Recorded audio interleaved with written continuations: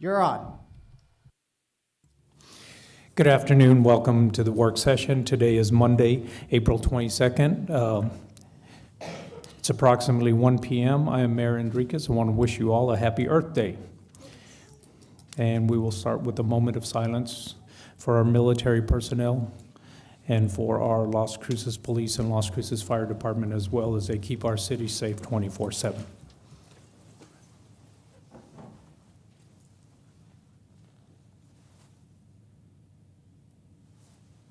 If you join me in the pledge.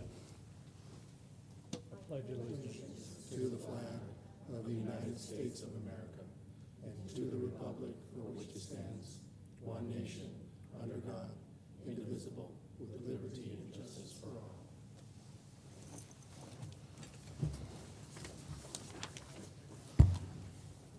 Okay, so we'll start first with the jobs of the week. Sarah Rainey.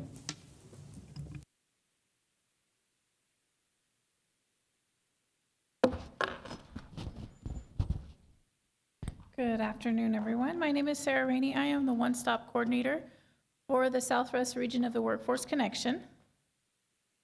And I'll get this pulled up real quick.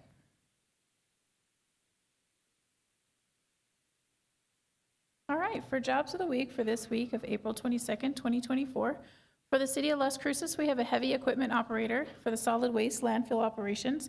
That position starts at $20.28 an hour, and the posting closes on the 6th. Parks and Planning and Construction Administrator is another position for the city. The position starts at $72,000 a year, and it is a continuous posting at this time.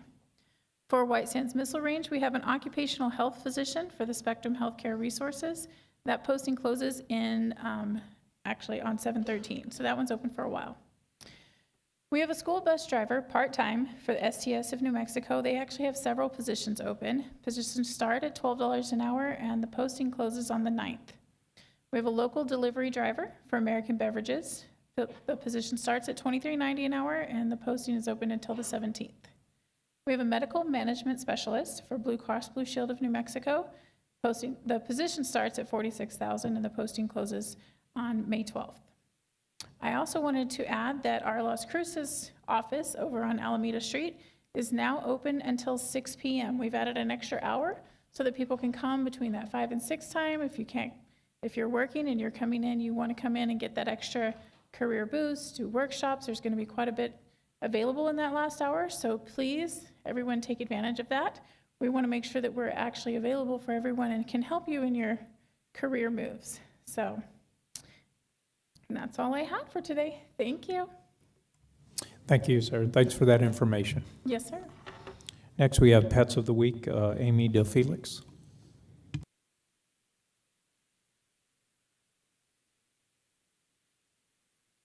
Hello, everyone. I'm Amy DeFelix with the Animal Services Center. Every week, I present the Pets of the Week, so we'll go ahead and start, as always, with our Cat of the Week. This week, she's Briar Rose. Her number is 74741. It says, I can be shy and timid at first, but I just need some time to feel comfortable. Once I open up, I'm a very affectionate girl who makes biscuits all day and just wants to be pet by you. I can even be a little playful with toys. All I ask for my future family is that they give me patience and let me blossom on my own time. And then we also have our Dog of the Week. Her name is Kitty. Her number is 59769. And she says, I am a sweet girl who just wants to be loved. I enjoy being let out to the play yard so I can romp around and play with toys, but I'll always end up coming back to you to cuddle up and ask for belly rubs. Oh yeah, I love belly rubs. I'm just waiting for my future family to come by and visit me. I'm sure they'll fall in love with me and want to take me home immediately. And then for events, we do still have our Spring Fling Adoption Special. So from now until the end of April, all adoptions are only $50. And that includes the sterilization, like the spay-neuter surgery, microchipping, vaccinations, and everything. And then we will actually have a tabling and adoption event at Mira Las Cruces this Saturday the 27th. We'll be there from 2 to 5. We'll have some information for our table, and of course we'll have some dogs available for adoption as well. So we hope to see you guys out there. Here's our social media links. Our main website is ascmv.org, and then we have Facebook, Instagram, and TikTok, and then YouTube and Spotify and Apple Podcasts is where we upload new episodes of our podcast, Tales from the Past Side. So we encourage you all to tune in and listen in. But that is all I have. Thank you. All right, thank you, Amy.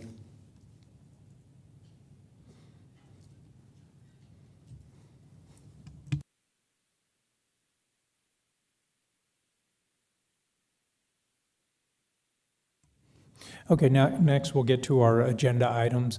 I just want to inform the public that after each agenda item, I will, after discussion and input, that there will be some public participation as well. It may be limited to a certain maximum number of time per item, say like 10 minutes. So if you're planning on speaking, gather your thoughts and see how many individuals want to speak during that item.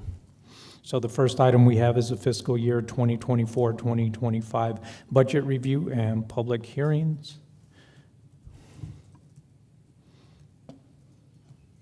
Okay.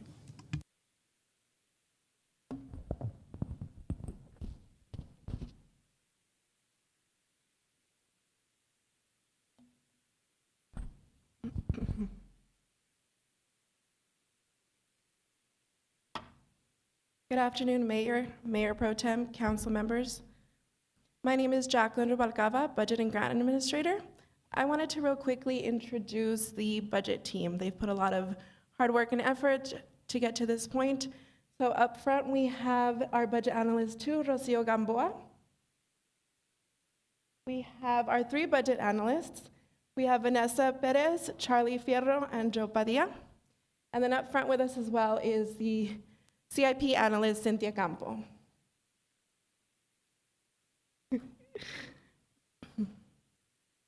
I'm going to be presenting the city manager's proposed budget for FY25. We're going to first start with the theme. So continuing on with the theme of cariño, the theme this year is Adelante con Cariño. So with that, we're going to be lifting our community adelante con cariño by working together for a more prosperous, safe, and equitable Las Cruces. The proposed cover, this isn't the final cover yet, we're still working through it, but the cover photo will be from the Visit Las Cruces photo contest. They had a Scenic Southern New Mexico contest, and the winner was Leslie Baquera, so this is her photograph. Throughout the budget book this year, you will be seeing all the other submissions for the photo contest, so they will be throughout the budget book. And they are all capturing the beauty of Las Cruces through the lens of the community. So for our proposed budget summary, we do strive towards a conservative budget, ensuring fiscal responsibility. With the conservative budget, our aim is for a balanced budget, and also meeting the needs of the community. Throughout the budget presentation, you'll see different needs the community needs, and we also follow the strategic plan initiatives. So the strategic plan has 6 overarching themes, and you'll see those throughout with the requests.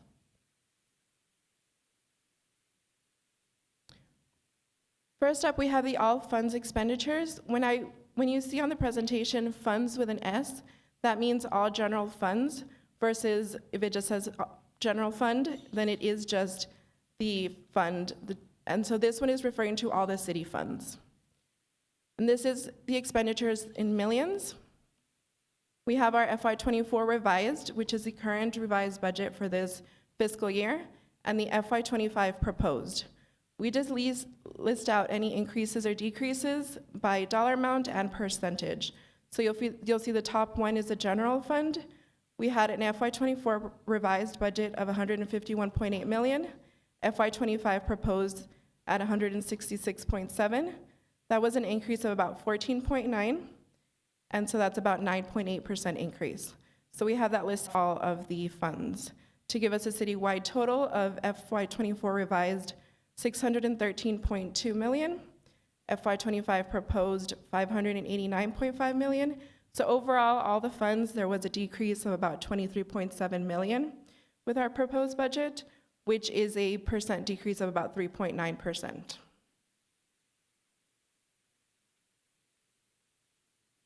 Again, here's just the general fund expenditures.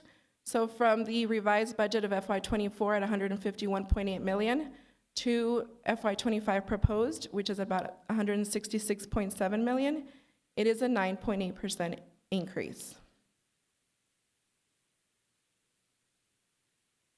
Here's our FY25 proposed city budget, broken down again by expenditures. You'll see that we have the enterprise funds at about 30% of the budget, general fund is sitting at about 28%, and then we go down to all the other funds.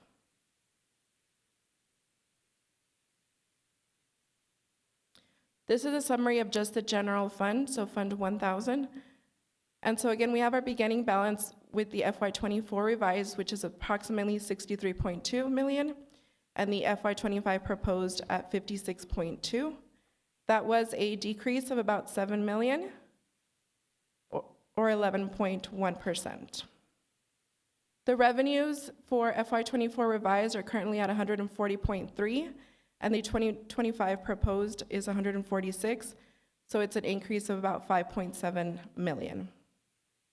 Expenditures, we have the FY24 revised at 151.8 million, the 2025 proposed 166.7, with an increase of about 14.9 million. With the transfers in and out, they are netted on this line. It's revised at 19.6, proposed 5.8, so a decrease about 13.8 from the general fund. The general fund does require a 2/12 reserve.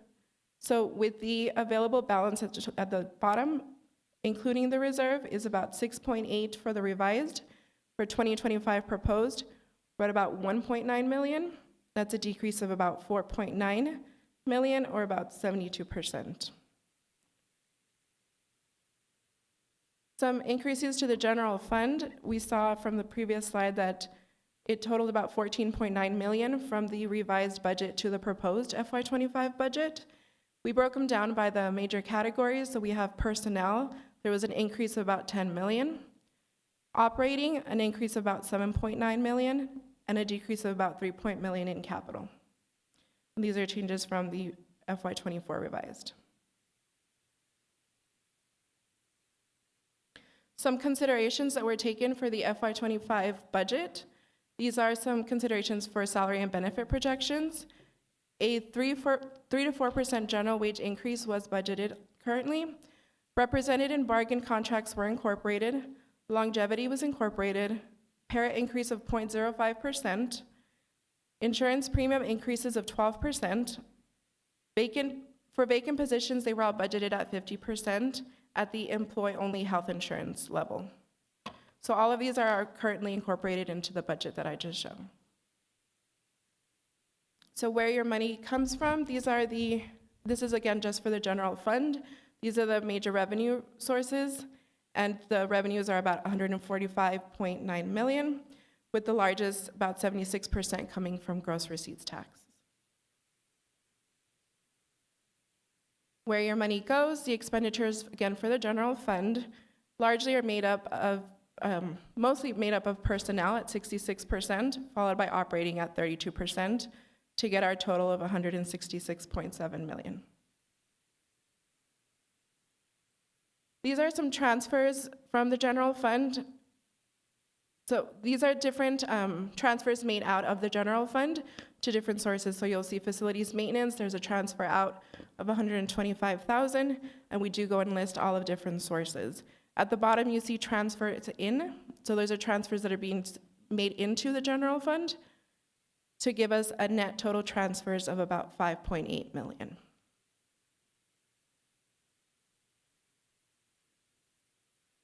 For the hold harmless GRT fund, this is a summary, again in millions, of the beginning balance, about 14 for 2024 revised.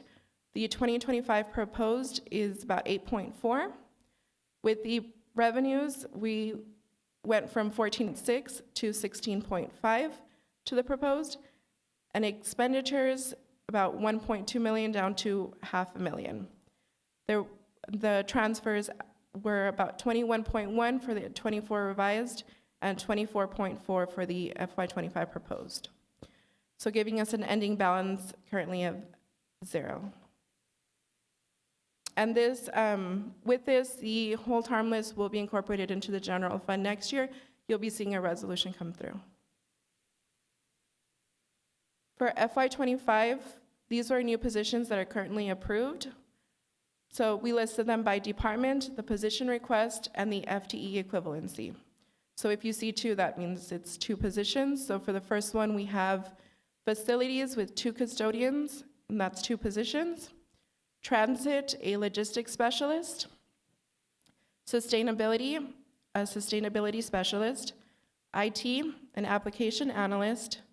And finance, purchasing specialist. All the new positions that you're seeing were budgeted at 50%. This is a continuation of the new positions. For fire, we have a licensed clinical social worker and logistics specialist. HR, a digital compliance specialist. Parks and Rec, a park maintenance worker. And police, 3 park rangers. So there were 13 approved new positions currently in the budget. For FY25, the VAF amount was set at 1 million, and this is what makes up the 1 million. These are the vehicles currently approved. For community development, 1 Ford Maverick hybrid. For fire, 1 Ford Taurus hybrid. For IT, Ford F-150. Parks has 3 vehicles, 2 of them Ford F-250s, 1 Hyundai Kona EV. For police, 5 Ford Interceptors hybrid. Public Works, 1 Ford F-150 Lightning EV, and 1 Ford F-150. And quality of life, a Ford Maverick hybrid and 2 F-150s. Our fiscal agent contributions, we listed this by agency, the FY24 City of Las Cruces contribution, and then the agency proposed increase, and the FY25 agency proposed City of Las Cruces contribution. So first we have animal services.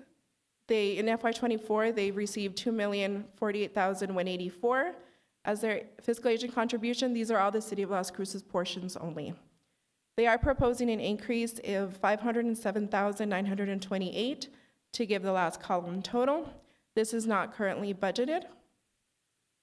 For MRVDA, the FY24 contribution was about $2.4 million. They are proposing an increase of about $423,308 to give us a $2.8 million total. This amount is currently in the budget. For Metro, their FY24 contribution was $325,543. There was no proposed increase, and the $325 is currently in the budget. I'm going to now hand it over to Srijana Bosniak, City Innovation Strategic Administrator, and she'll go over the CIP portion.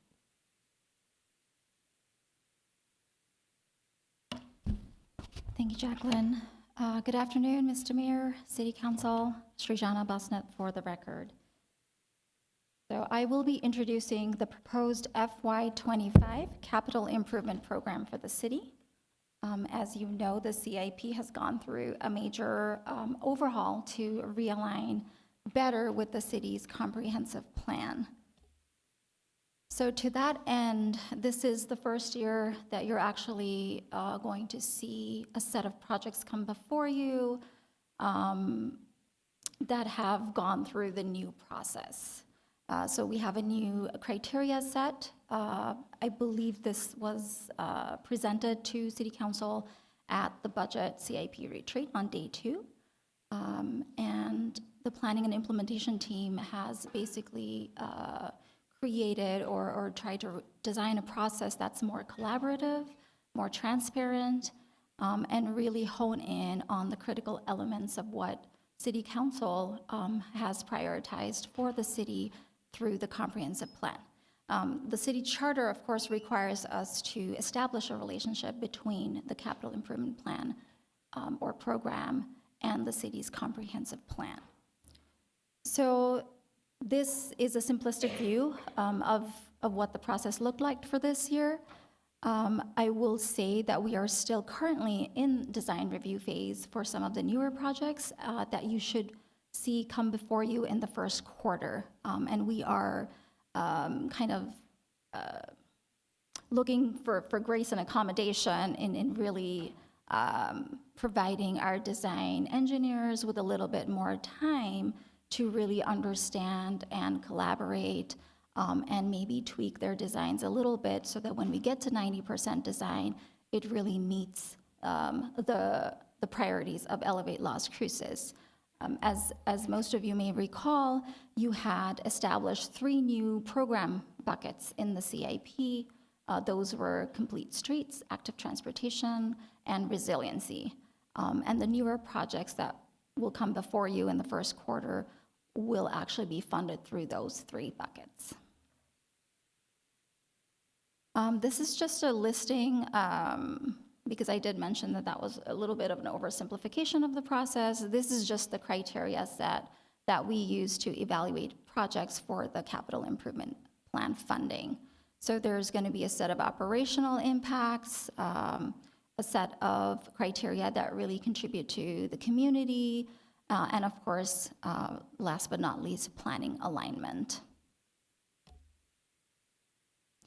This slide is really just capturing the changes that you see before you. The first column was basically the amounts in the CIP that were reflective of a snapshot on March 15th. That is what you see in your budget book, the first draft of that.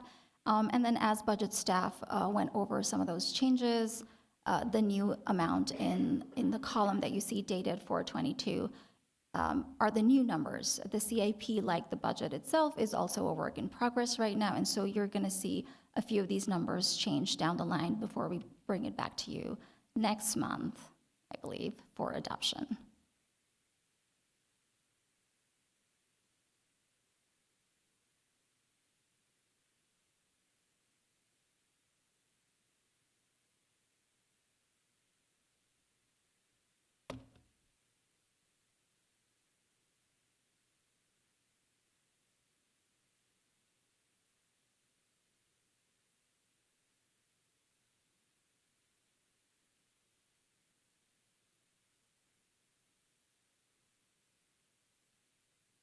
Oops, that's not how I'm supposed to do this.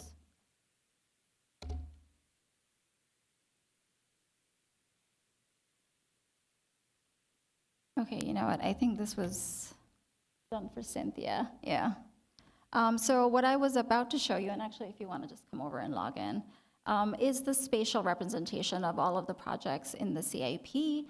This can also be made available to you later on as well, and to the general public as well.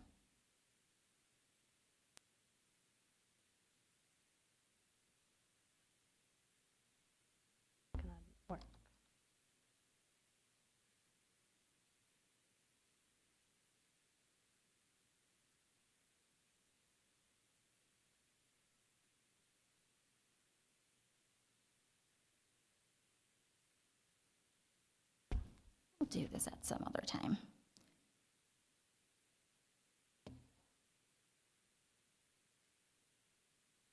So moving on, this is a breakdown of the capital funding for FY25 by category. We did establish new categories for all of the projects in the CIP. This is to really facilitate better monitoring and tracking of projects. And so what you're seeing on this slide is really carryovers and annual projects. And so these do not include the newly funded or newly submitted projects for FY25. Most of these projects were initiated already in the previous fiscal year, and they will receive funding to finish out in the forthcoming year. And with that, I'm going to hand over to our CIP analyst, Cynthia Campo, for a breakdown of the funding types and your actual CIP program and how to kind of read the document.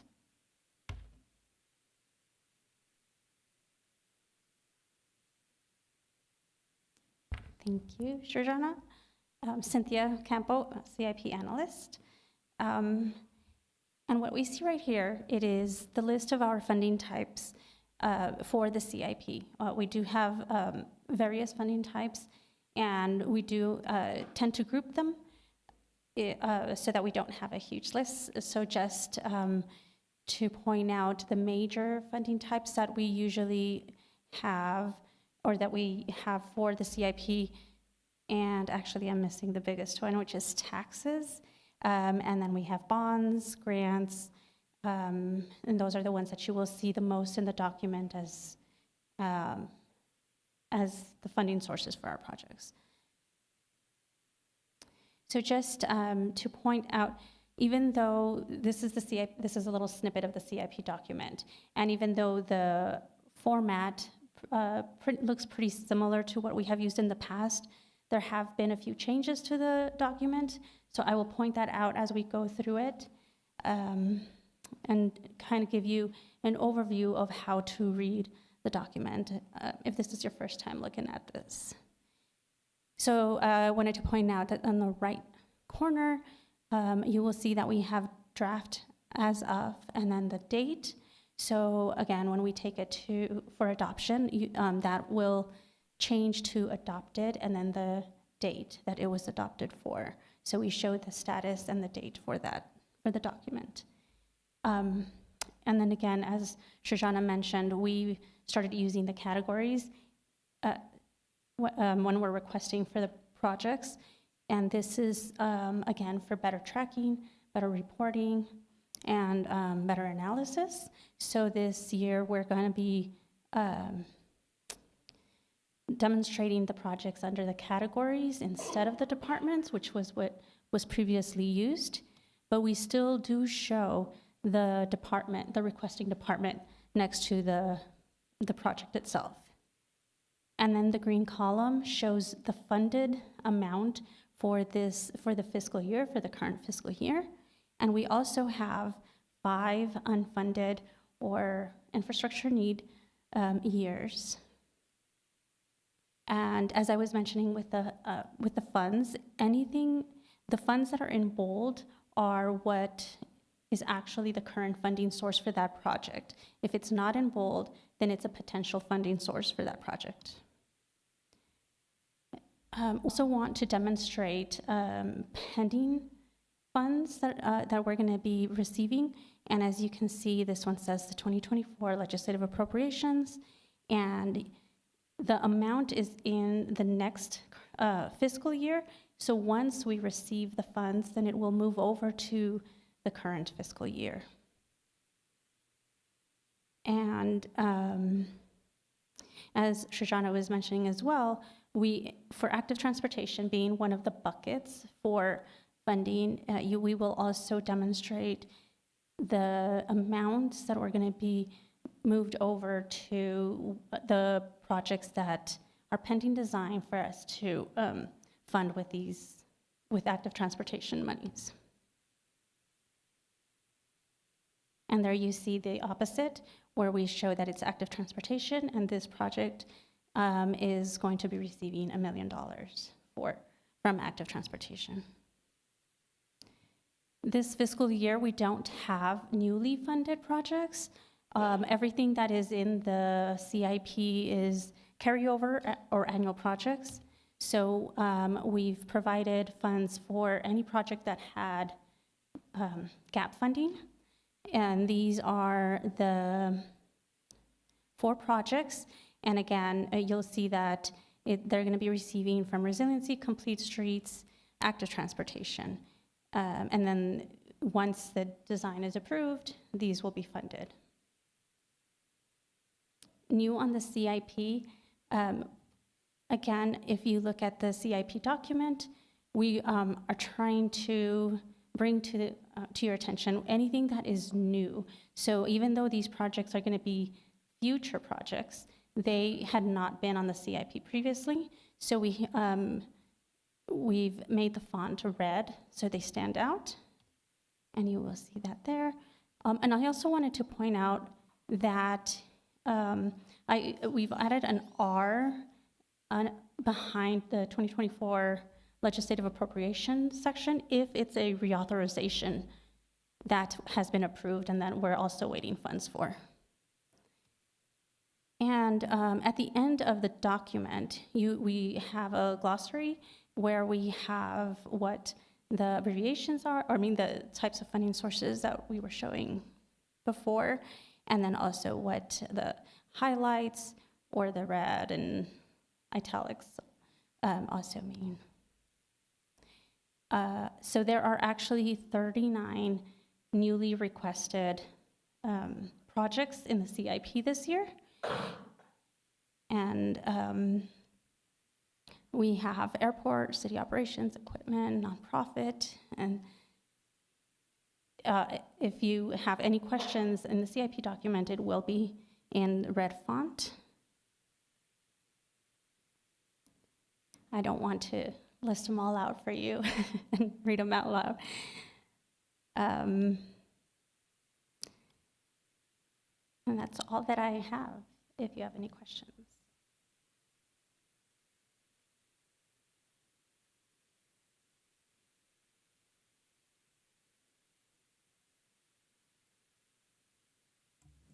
Any questions from council?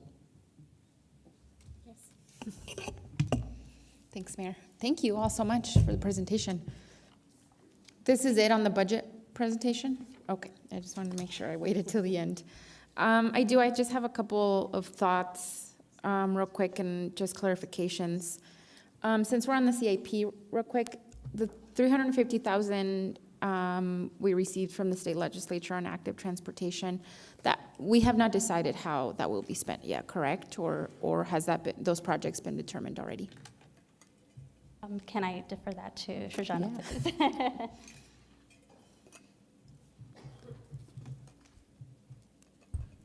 Mr. Mayor, Mayor Pro Tem Bencomo, Srijana Basnet for the record.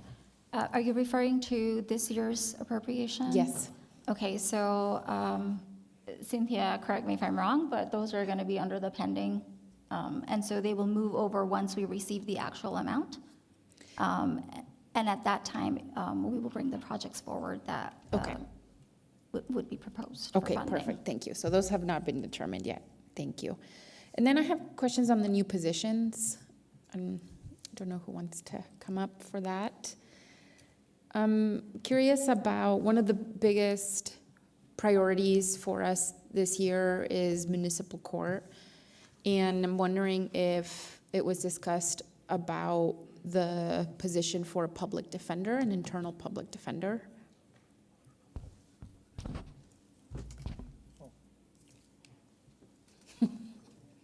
City manager? That's going to be on the next one. Okay. I didn't know if it needed to be on the budget for 2025.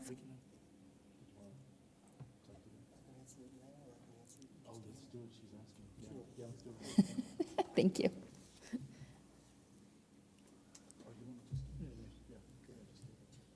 It's okay, Brad. Thank you. All right, Brad Douglas, Legal Department. So Mayor Pro Tem, yes, that position has certainly been discussed, and we are planning on filling it very, very soon. I don't know if that answers your question, but that will be happening imminently, I believe. Okay. So is that funding going in the legal department?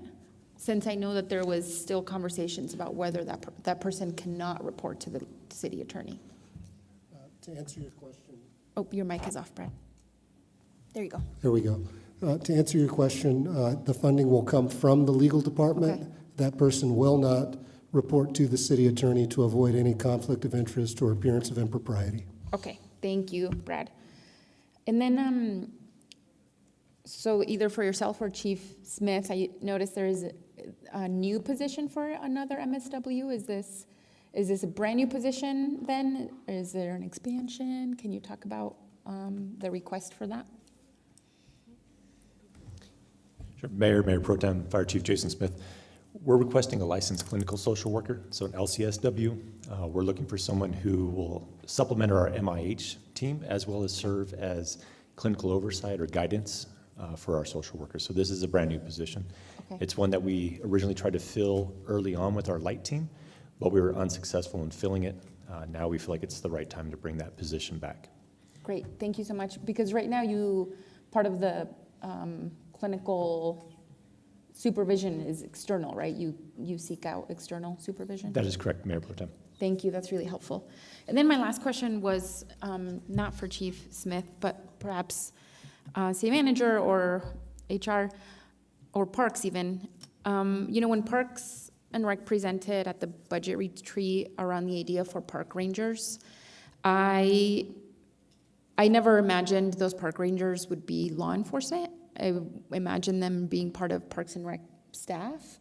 So I'm curious about that decision and if there's still an opportunity for us to discuss what those the responsibilities of those park rangers and the model that we can use for the park rangers. Mayor Pro Tem, Mayor and City Council, thank you. Ikani Tamopiao, City Manager.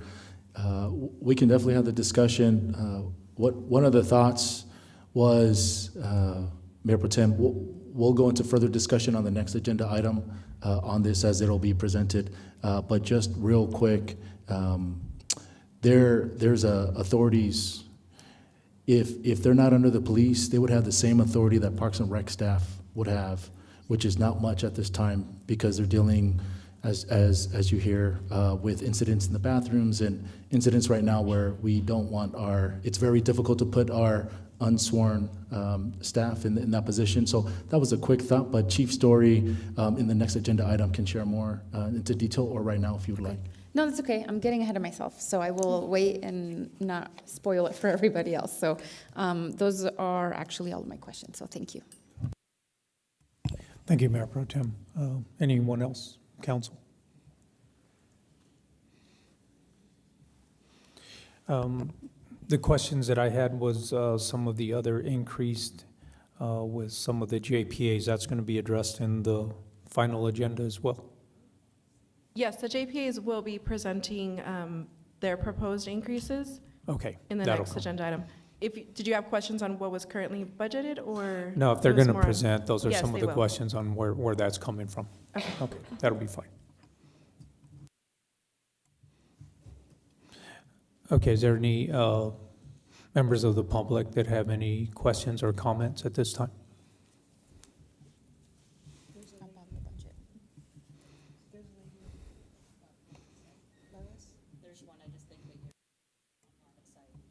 Ma'am, if you want to come up, yeah, we'll give you 2 minutes.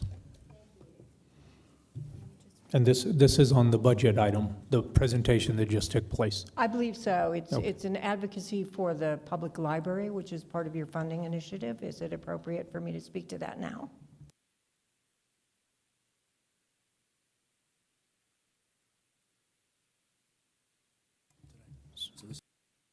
Yeah, that'll be fine.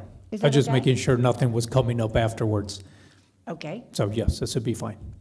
Thank you so much. If you could state your name. I will do that. Thank you so much. My name is Mona Charney, and I am the Vice President of the Friends of the Thomas Brannigan Memorial Library, an organization with 244 members. I am joined today by several members of our board, and we would like to just offer our support for the Brannigan and Las Cruces library system. I was drawn to support this library as a passionate believer in the indispensability of libraries to our lives, our lifestyles, and our community. So I'm here today to advocate for Las Cruces public libraries. As you know, many members of our community have Las Cruces public library cards, but today there are many more who are looking for more than just books. Today, libraries can be the heartbeat of the community.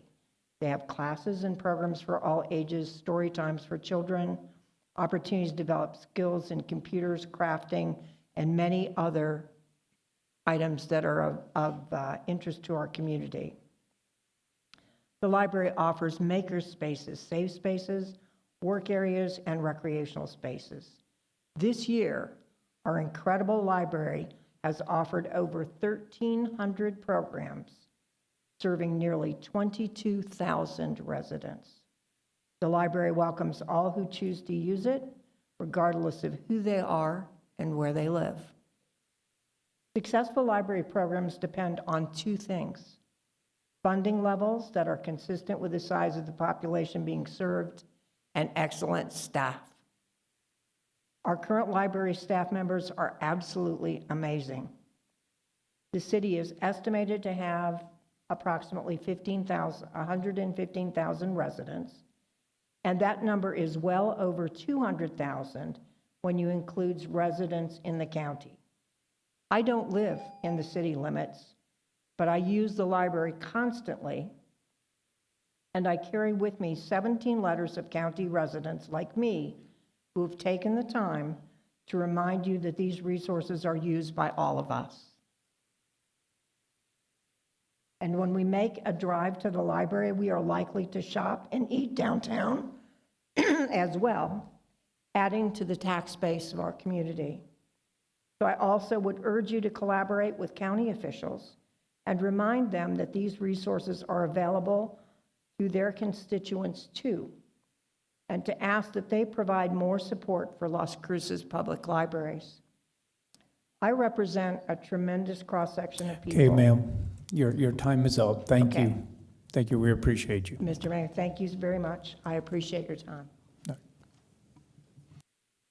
Yes, ma'am, come on.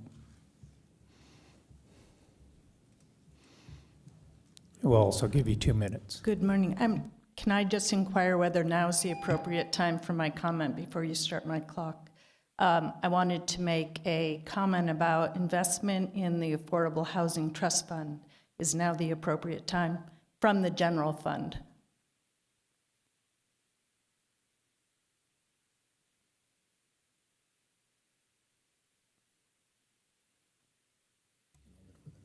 Yeah, that will be coming up in the next presentation. All right, I'll wait. Thank you. Is that correct? Yes, thank you.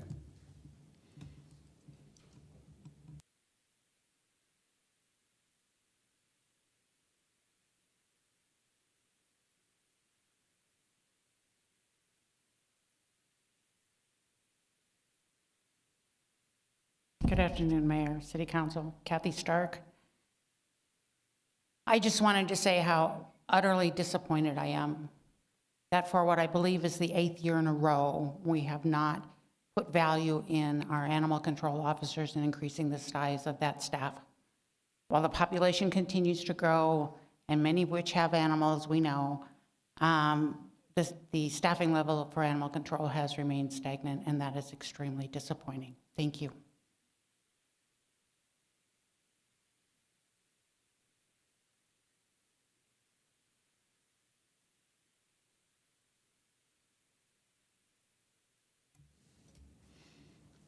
Okay, seeing no one else, we'll go to 3.2, community livability.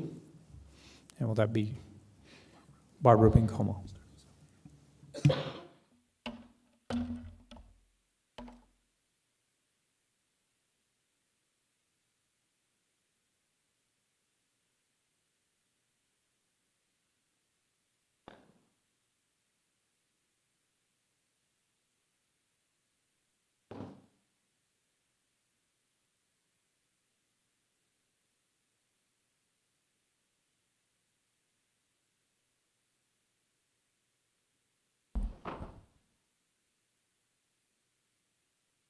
Good afternoon, Mayor Pro Tem, and councilors. Barbara Bencomo for the record, Chief Administrative Officer. And I'll wait for everybody to get settled here.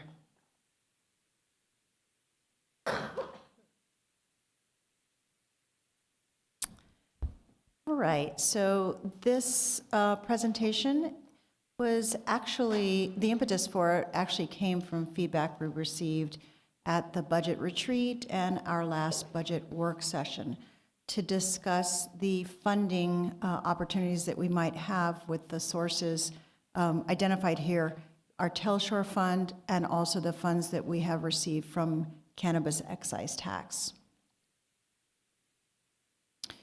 This agenda item was requested by our mayor with the title Community Livability. So I just want to give a little bit of background and take us back to our comprehensive plan.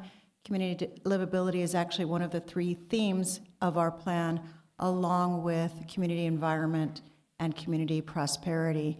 According to our comprehensive plan, community livability really strives to make Las Cruces a safe, enjoyable place to live through neighborhoods, parks and recreation, mobility, public safety. You see some of the items here, arts and culture, historic preservation, and public health initiatives. Our Telshore Fund, for background, was established in October of 2004. It was, the genesis of this fund was the long-term lease for Memorial Medical Center. It was a prepaid lease. We initially received over $26 million for that 40-year lease. Then we received at a later date the escrow funds, which had previously been withheld just to wait for other liabilities that may have needed to be paid. So we have a total corpus of the fund of over $30 million that we received from that prepaid lease. We designated this fund to primarily be a long-term investment, so most of the funds, about 85% or more, are invested through the State Investment Council in long-term investments. Those are not things that we would typically invest in for the city because we continually have liquidity needs for our operating funds. So again, this is the one fund that we have designated as a long-term investment for the city. The Telshore Fund is currently restricted by resolution for the following: to support the continued physical, mental, developmental, emotional, and social well-being, safety, and housing needs of City of Las Cruces residents, and to improve the lives of sick, indigent, or low-income people of the City of Las Cruces. Again, that's the current proposed use of the fund adopted by resolution. For the FY25 budget, the Telshore Fund expenditures include some funding that you probably have seen from previous budgets. We have 3 items that are carryovers from FY24, 2 of which are affordable housing projects, the Padrina Senior Apartments and Three Sisters apartment projects. Then we have a transit grant match that we're carrying over as well. 3 of the next funding priorities also come from previous budgets: funding for Mano a Mano, our health-related public services, and our community outreach, our street outreach program for Mesilla Valley Community of Hope. So this $5.5 million in funding is currently in our budget, and again, most of them are recurring from previous years.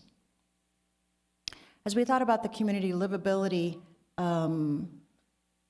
initiative that I just read through from our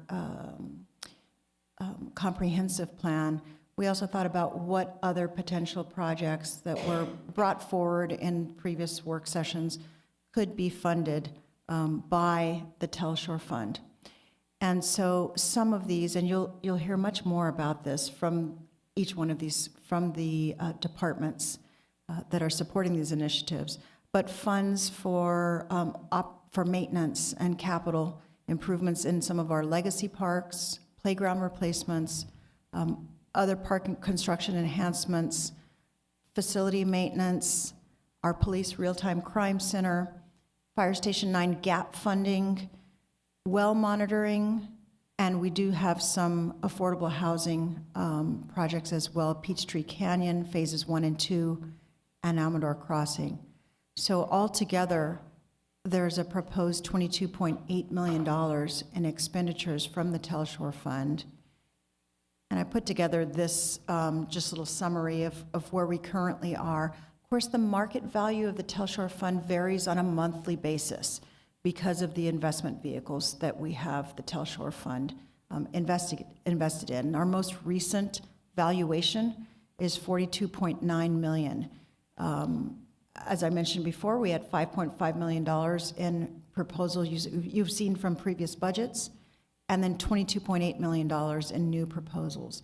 If we were to undertake that level of expenditure, then we could potentially have a remaining market value of around $14.6 million. And I say potentially because depending on the timing and the fluctuations of the market value, that's not an exact number. It's kind of just an idea of where it could be based on what we know today about the value of the Telshore Fund.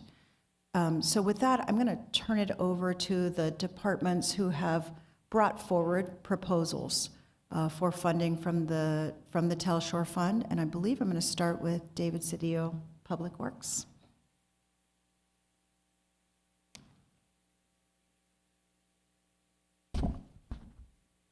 Thank you, Barbara.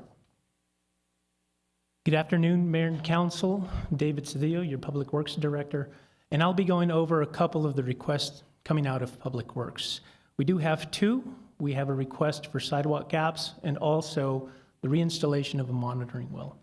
I'll go ahead and begin with the sidewalk gaps. We are requesting funding in the amount of $672,000 to actually close some of those existing gaps that we have. We are proposing to use vendors to do this work.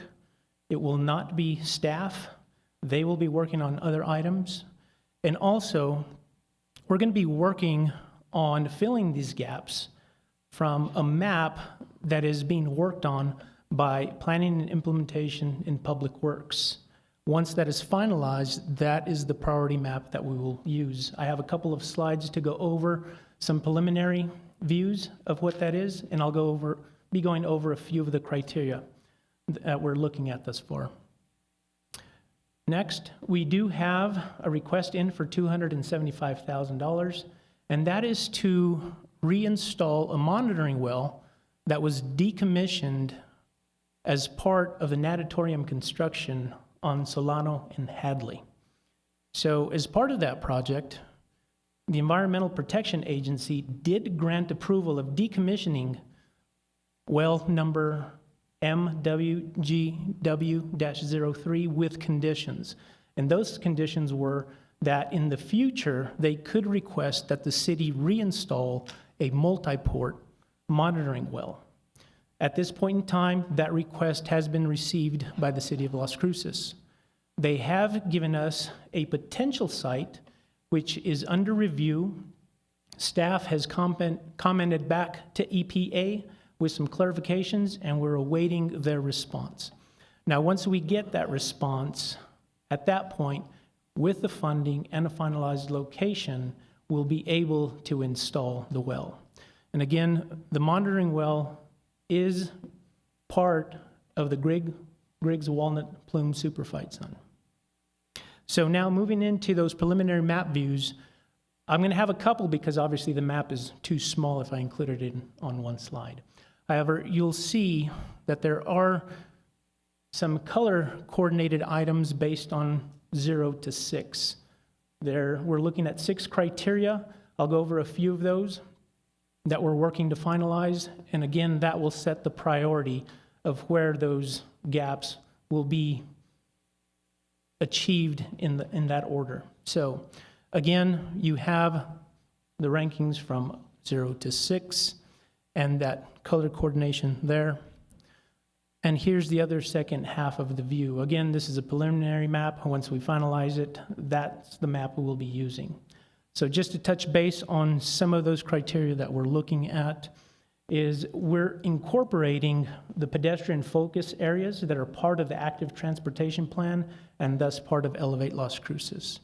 We're also looking at areas from our 2020 census tract information to target those areas with low to moderate incomes.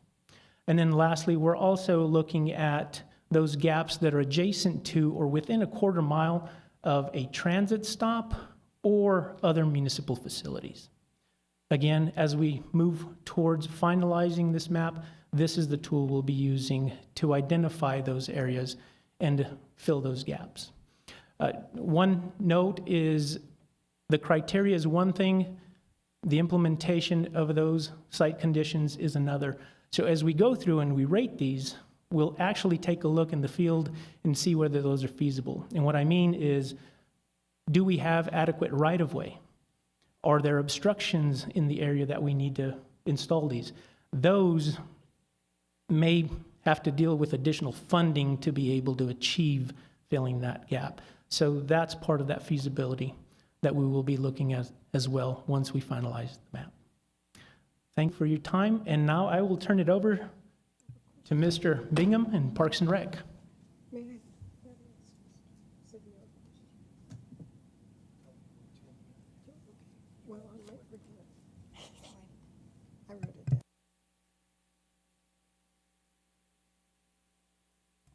That's fine. We'll discuss and have questions at the end of the presentation.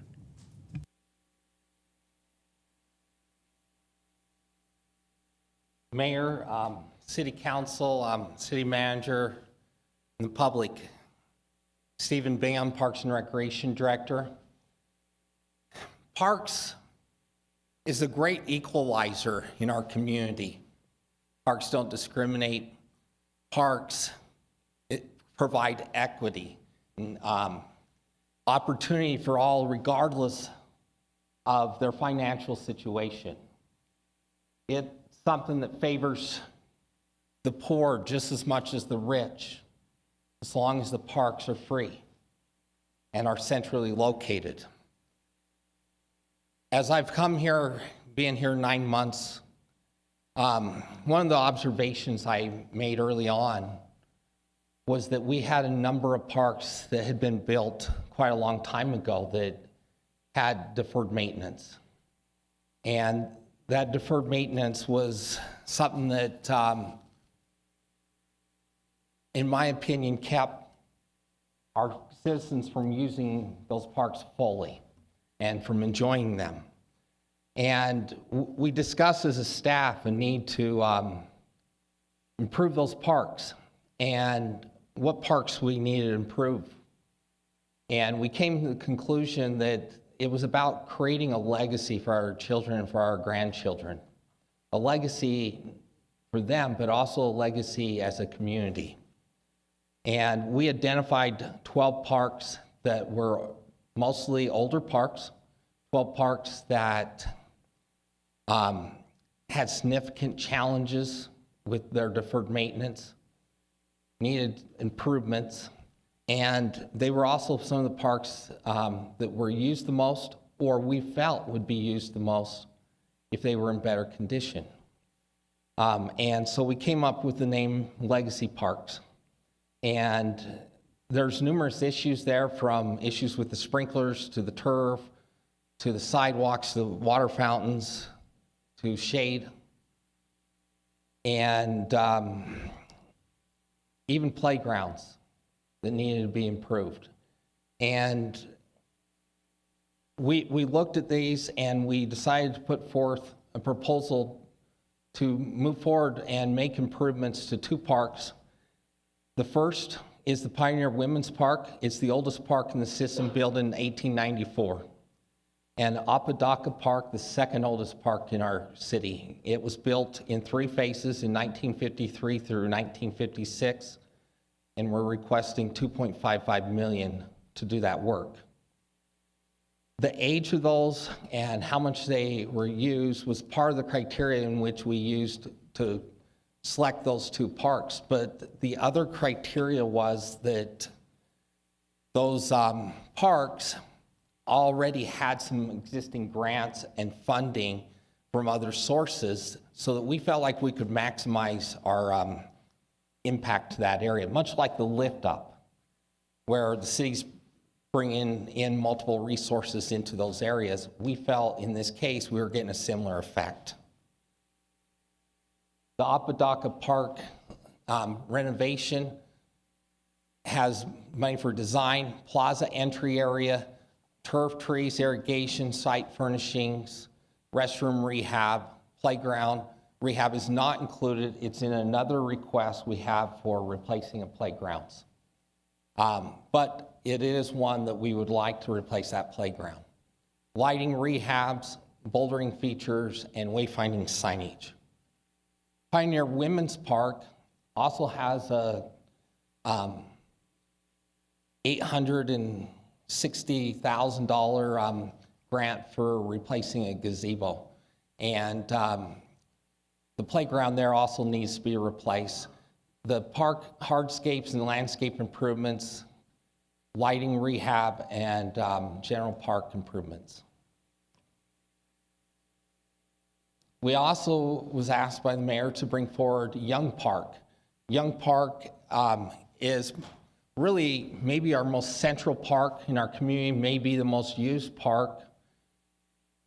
It could really benefit from rehabs in the areas that we have shaded. We needed park entrances in 2 areas, gathering area, would like to create a food truck court, planters, picnic areas, in-ground slide on a slope that we have trouble maintaining the grass due to the slope. Let's put in a in-ground slide. And shrubs irrigation. We also have some challenges with access control there where people get their vehicles out there and damage the park driving through there. And so this is unfunded, $2.4,700,000 for those two items coming to $3.1 million. I stand for questions. Oh, afterwards, yes.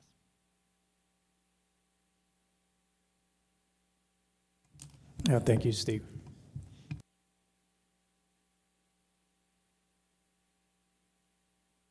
All right, good afternoon, Mayor, Councilors. Brad Douglas, legal for the record. Now it's my time to stand at the podium. I tried to jump the gun a little bit earlier. And Mayor Pro Tem, you had a question earlier that was a really good question, and the city manager rightly reminded me that the reason that public defender position wasn't listed as a new position is because it's not a new position. It was actually a reclassification out of the city attorney's, one of our vacancies.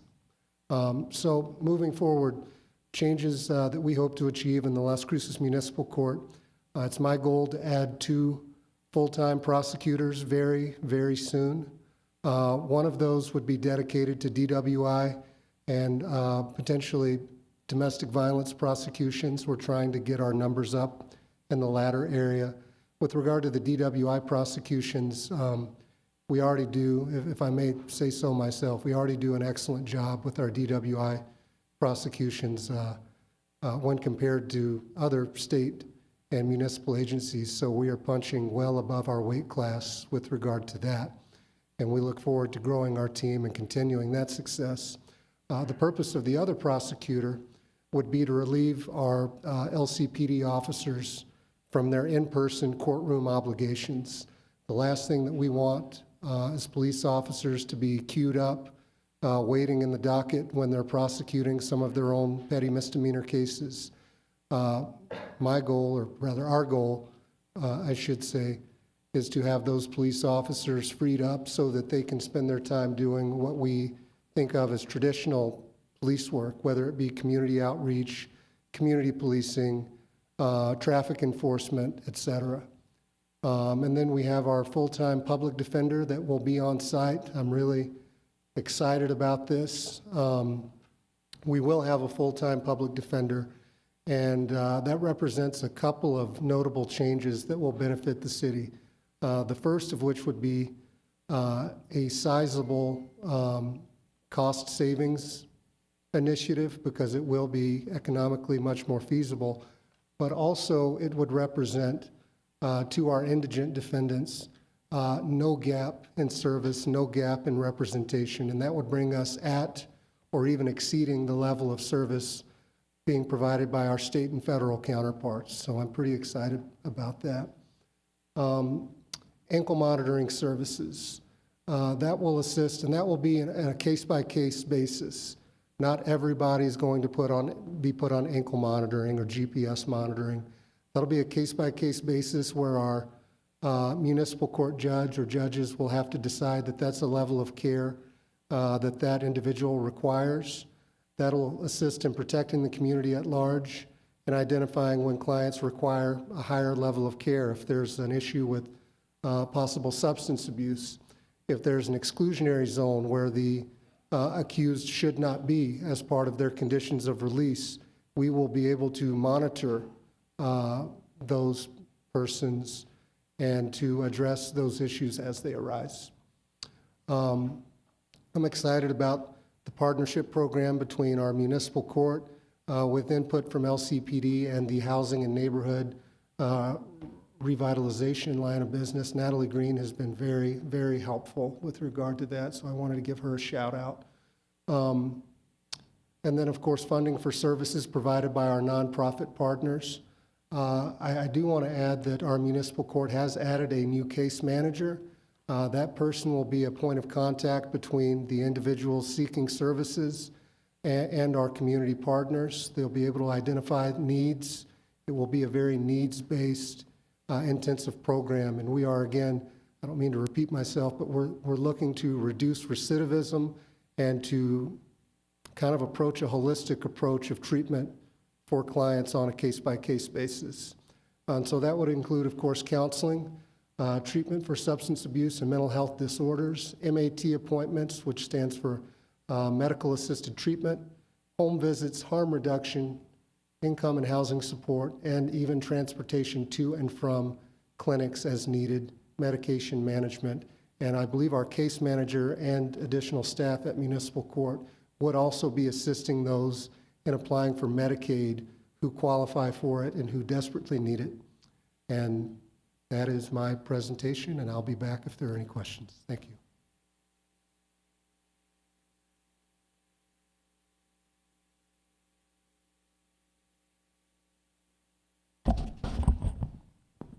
Good afternoon, Mayor, Council, Jeremy Story, Police Chief.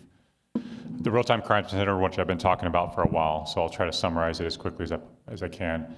The funding that we've received from both the state and our federal partners is being used to improve or establish technology within the city itself, the city as a whole. Right now, our unfunded needs are to be able to launch the Real-Time Crime Center are the things you see listed below. So it's all the things that need to happen within the police station to really get the center up and running. These are one-time costs. $400,000 would be for renovations of both our intelligence section and our crime scene area, which would also make it a quad lab that we'd be able to do more processing in the lab area.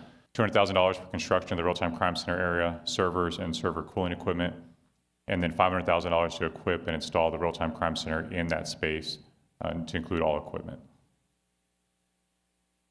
These are some renderings of what the actual center in the police department would look like, the video monitoring wall on that back wall, and then all the workstations. For staffing needs, these would be out of the general fund, but just to tie it all together, commissioned sergeant will oversee the Real-Time Crime Center. That position already exists. 2 Real-Time Crime Center technicians are being reclassified right now from vacant positions for cost savings to the city, and then 3 additional positions will be added this year at 50% to help round it out. And just as a separate note, really this isn't from the Telshore Fund, but the city manager wanted me to mention the park rangers, and Mayor Pro Tem, you already asked about it. We've asked for 3 park ranger positions to be added to this year's budget. These are uniform sworn but non-commissioned personnel with limited enforcement authority. So think police service aid, codes, animal control, similar enforcement capability. And they ultimately increase the safety and utilization of our parks. If our parks aren't safe, all the improvements we do are for naught because people will not use them and people are scared to go to them. A lot of the associations that are already not coming to our parks because of safety concerns will hopefully come back. As a side note, I was in Mesa, Arizona with my wife a couple weeks ago now, and we went to a park and they had like a citywide fair with all the departments, and so the park rangers were there. So I went to talk to them and kind of get the rundown on how they run their program. They've been around for a long time, since the 80s. At one point, they had 35 park rangers. 2008, 2009, the recession hit, and they went all the way down to 3, and they're back up to 16.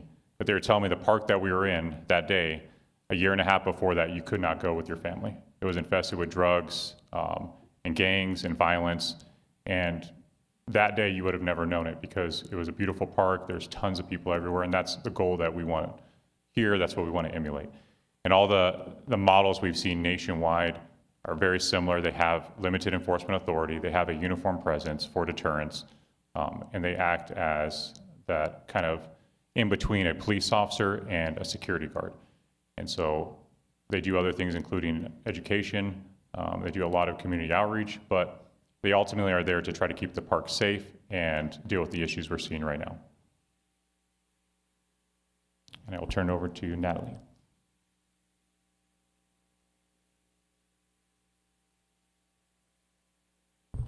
Good afternoon, Mr. Mayor, members of council. Natalie Green, Housing Revitalization Administrator. We have 3 items on the budget request. The first is to finance the development loans for the Peachtree Canyon Apartments. That would include both Phase 1 and Phase 2 for a total of 288 units. There is a pre-commitment for Phase 1 in the amount of $4 million, which we'll be closing on within the next 60 days. And then we anticipate Phase 2 later in the year in the amount of $6 million. We are also requesting gap funding for the Amador Crossing apartments. So we've received a commitment from the state for just under $6 million. We do anticipate that the total cost of development will be around $4 million. We are currently applying for other sources to reduce the gap in the commitments from the city, but we'll also be looking at some of those value engineering to make sure costs stay reasonable. And with that, I'll pass it on to Chris.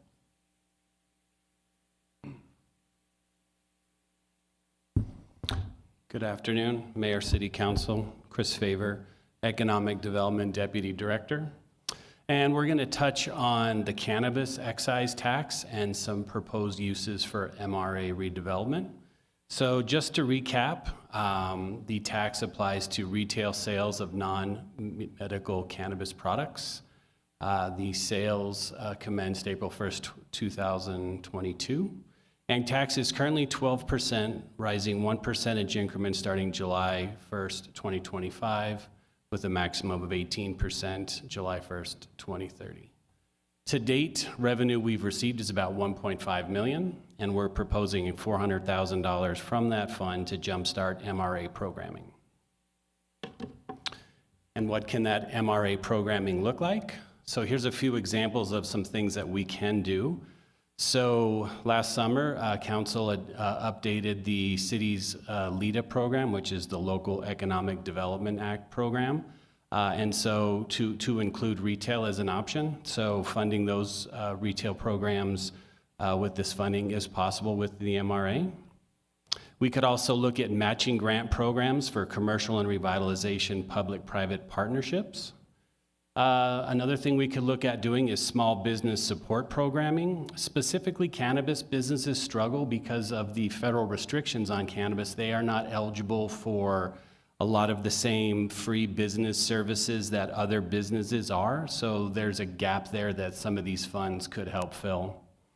And potentially funding could be used to pay for future MRA planning. So as everybody knows, in March of 2023, Council adopted the El Paseo South Solano MRA, which we are currently going through the early stages of the planning process.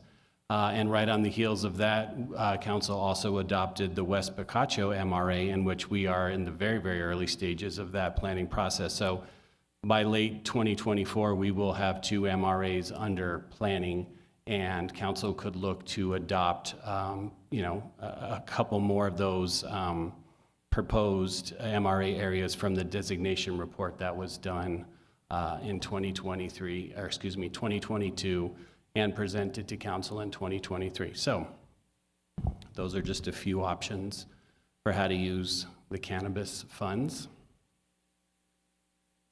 Okay, big finish. So how do we continue the momentum? So city manager put forward an aggressive approach through the FY25 budget and recommendations for funding from the Telshore Fund and cannabis revenues. And those are all a good start. But what we really need to do is establish a funding source for sustainable capital improvements.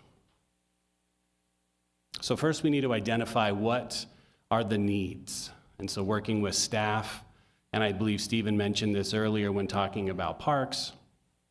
Previously, there's been a strategy of deferred maintenance. And so that has caught up to some of the city facilities. And so we're looking to overcome some of those obstacles and move forward with a more proactive approach. And all the while looking to increase quality of life opportunities for all residents. And those would be in the areas of public safety, police and fire, street improvements, park improvements, and then public facility improvements as well.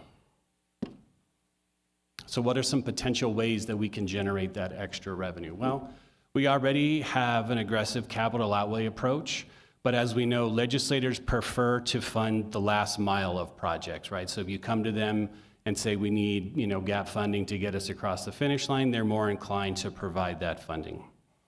Another option is property tax increases, and the problem with the property tax increase would be that it doesn't share the tax burden with everyone who enjoys amenities. Again, as Stephen mentioned before, and as David mentioned with streets, visitors, people passing through the community, they could take advantages of our services as well. Go bonds. So we have a successful Go bond campaign over the last few years, but as council knows, that's a limited amount every 4 years. Another option to look at would be a potential GRT increase, which would include contributions from residents, tourists, and people passing through the community. So how do we get there? So we need to consider bold options to set Las Cruces up for future success. And so under that, we're recommending a bump in the local portion of the GRT. And so doing that could actually generate up to $20 million additional dollars per year for these particular capital programs. There's money that could be generated simply through ordinance, and there's additional monies that could be generated through a public referendum. And to sort of give you a sense of what that increase would look like for the general resident, that's about a 56-cent per $100 increase on goods and services. Council would also have the option to restrict a portion of that for specific use if they wanted to. And with that, I will turn it over for discussion. I'm sure there's no questions. So. Yeah, thank you. Thank you, Chris. Questions? Councilor Flores. Yes, I'd like to ask Mr. Cedillo a question. Thank you, Chris. Hello, good afternoon. So on the well replacement at by the natatorium, when we put in that request for the funds, would it have been possible to ask for funds to replace the well? I mean, would that be part of the project? Because actually it was. You had to remove it in order to build. So would that have been kosher, for lack of a better word? Mayor, Councilor Flores, David Cedillo, Public Works Director, again for the record. That is an excellent question. At the time that this project was ongoing, EPA said that they may request that the well get reinstalled. So at that point in time, we didn't think it was feasible to actually budget for a well that may not have been asked for to be reinstalled. So at that point, we did not. However, we did identify costs for those back when we understood that they gave approval for the decommissioning. Now, at this point in time, we have no budget for that. We understood what the costs may be, and as a matter of fact, it has actually increased over time. Great. Thank you so much for your response. Thank you for your answer. Thank you, Mr. Mayor. Any other comments, anyone? Or questions? Corinne, did you? I have many comments. Okay, great. I did have one quick question, not for you, David, thank you. Actually, while you're here, maybe I will ask a question. Thank you everyone for your presentations. Really quickly, how much does one block of sidewalk cost? I listen when you tell me. I can cite this for roads, but I can't for sidewalks.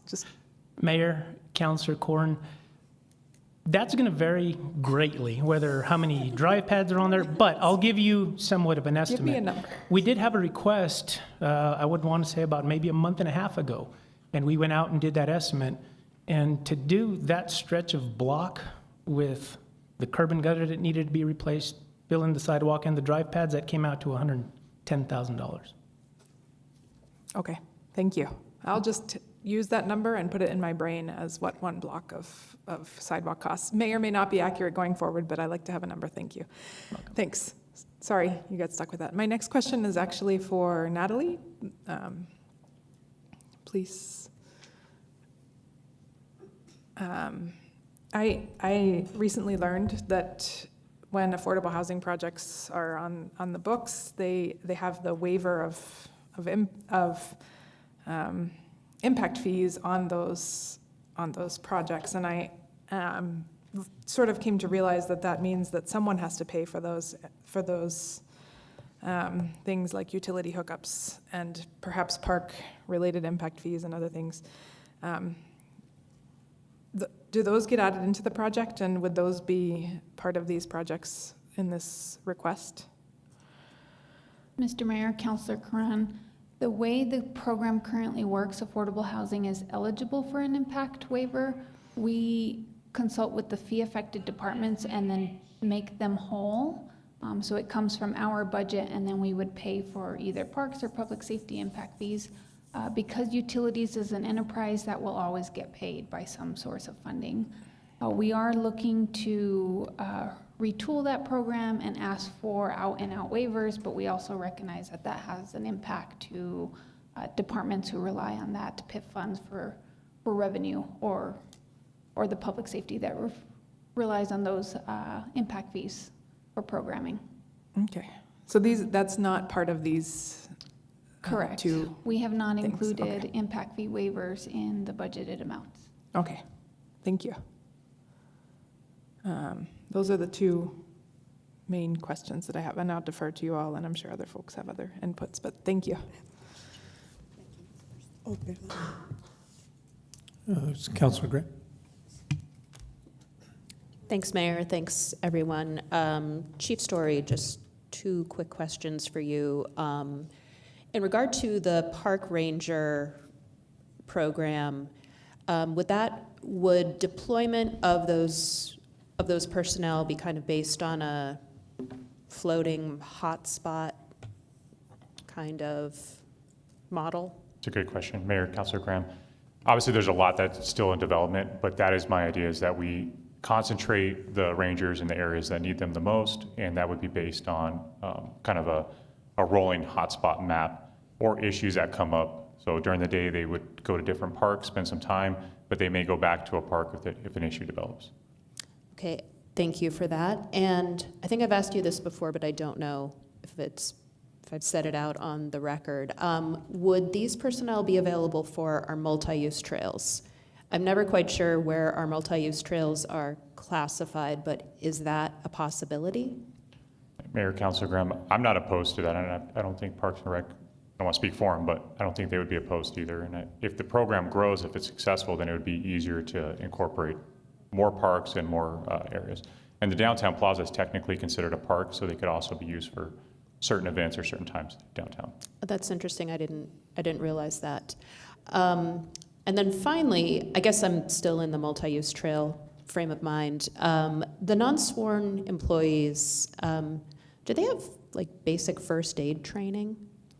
Do you, Mayor, Councilor Graham, all of and we probably haven't done the best job historically, but in recent times, all of our animal control codes and PSAs do a full first aid, but they also do trauma care training. Okay, so that would great. include the park rangers. Clearly, I've fallen off my bike on a multi-use trail. I did not require anyone to render aid, but it just made me think about it. Thank you so much. Thank you, ma'am. That's all I have. Thank you, Mayor. Thank you. Councilor Flores? Thank you.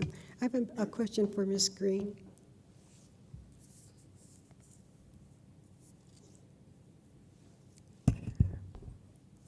I have a question about do you have any idea what the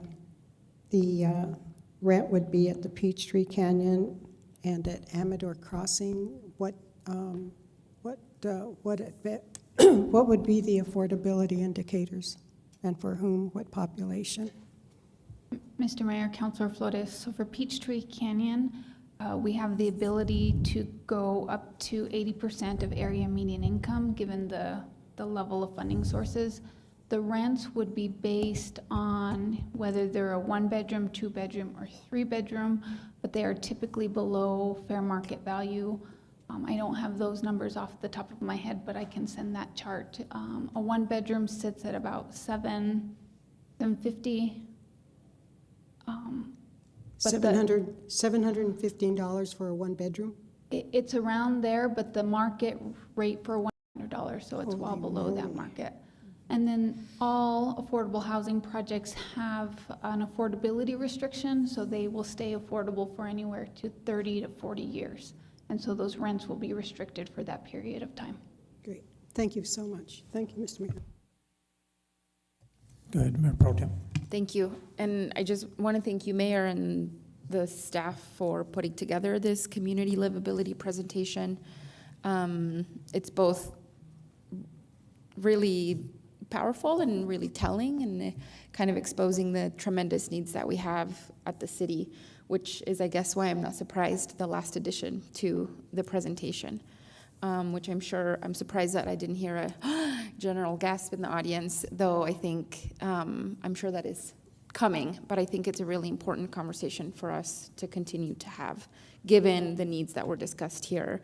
And given that the Telshore Fund is not a fund that has a consistent revenue stream. Once that is gone, that will be gone. And I think we all have to just deeply understand what that means. And so just so that I'm clear, Barbara? Barbara Van Como? Oh, there she is. Sorry, Barbara. You're usually right over there. Just so that I'm clear, every presentation here was for a request to come out of the Telshore Fund, correct? No, okay. Yes. That's right. Mayor Pro Tem, Barbara Van Como for the record. No, there were some items that we spoke about here that were actually budgeted out of the general fund. Okay. The legal programs, for example, and the police real-time crime center techs, those new tech positions are budgeted out of the general fund as well. So there was kind of a mixture.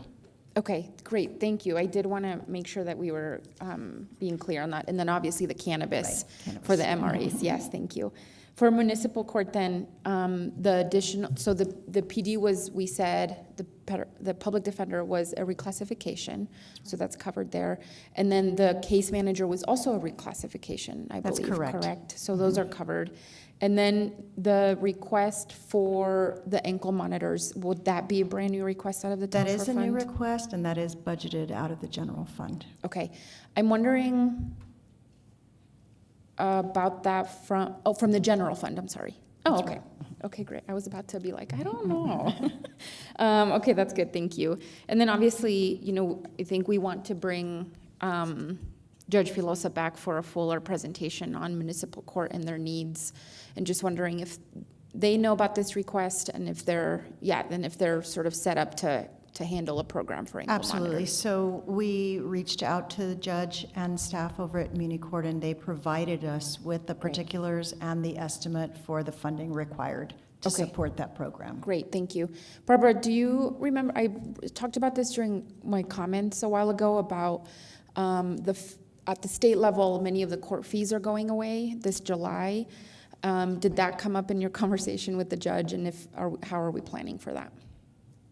It has not come up in the conversation, so that I don't have any information about that. I'm not sure if city manager or legal has any information about that, but I have not had that conversation. Okay, that's okay if it's not for today. I do just want to put it back on everybody's radar that some of those fees are going away, and we'll either have to supplement or by adoption, adopt them ourselves. I'm generally not necessarily in favor of that and making it a debtor's court, but I think that is an important consideration for municipal court and their budget. I guess for Public Works, on the sidewalk gaps, we just finished the CIP presentation where we talked about the potential $350,000 that is coming from the state legislature this year. I know that it was about $600,000+ that you mentioned was the need for that, David, but I'm wondering if that's a pretty good chunk, right, to get us started. I'm wondering if that could be something that we can consider. Mayor Pro Tem, that is a great question. I would only state that monies coming into the active transportation bucket also include other installations that may or may not have a funding source, and therefore that's why we made the request. Okay, thank you, David. That was my only question for you. On Parks and Rec, Mr. Bingham, thank you for your presentation again. I really appreciated your presentation on the 3 parks, on the 3 legacy parks. I think I may get some emails from this on my brand new constituents. Pioneer Park is the newest park in District 4. And I know there's a ton of advocacy that goes on for Pioneer Park, and it's a beloved park, it's a beautiful park. And I definitely support investments in that, in the infrastructure there. However, just a tiny little asterisk, I think parks like Apodaca Park and Young Park are parks that are highly utilized by a lot of families. And I loved how you started this about the great equalizers and who uses parks and who they should be for, right? And so I do, I guess I would ask us to honestly prioritize Apodaca and Young Park as we talk about these major renovations and the needs and who the needs will impact the most.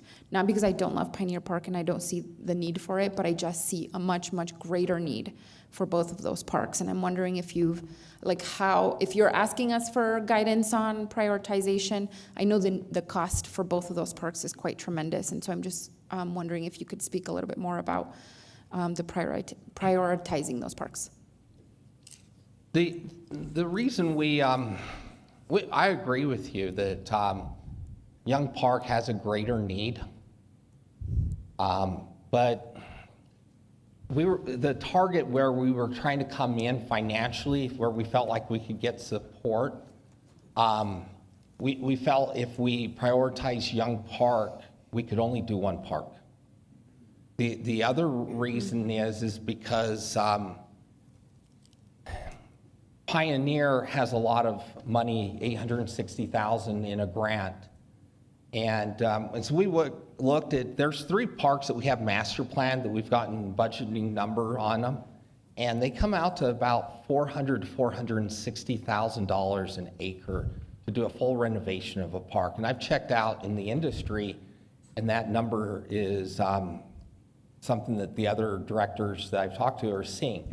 And so it was important for us to hit parks where there were grants so that we could get a greater impact on that park, because we didn't feel that it was viable to put $460,000 per acre into these older parks.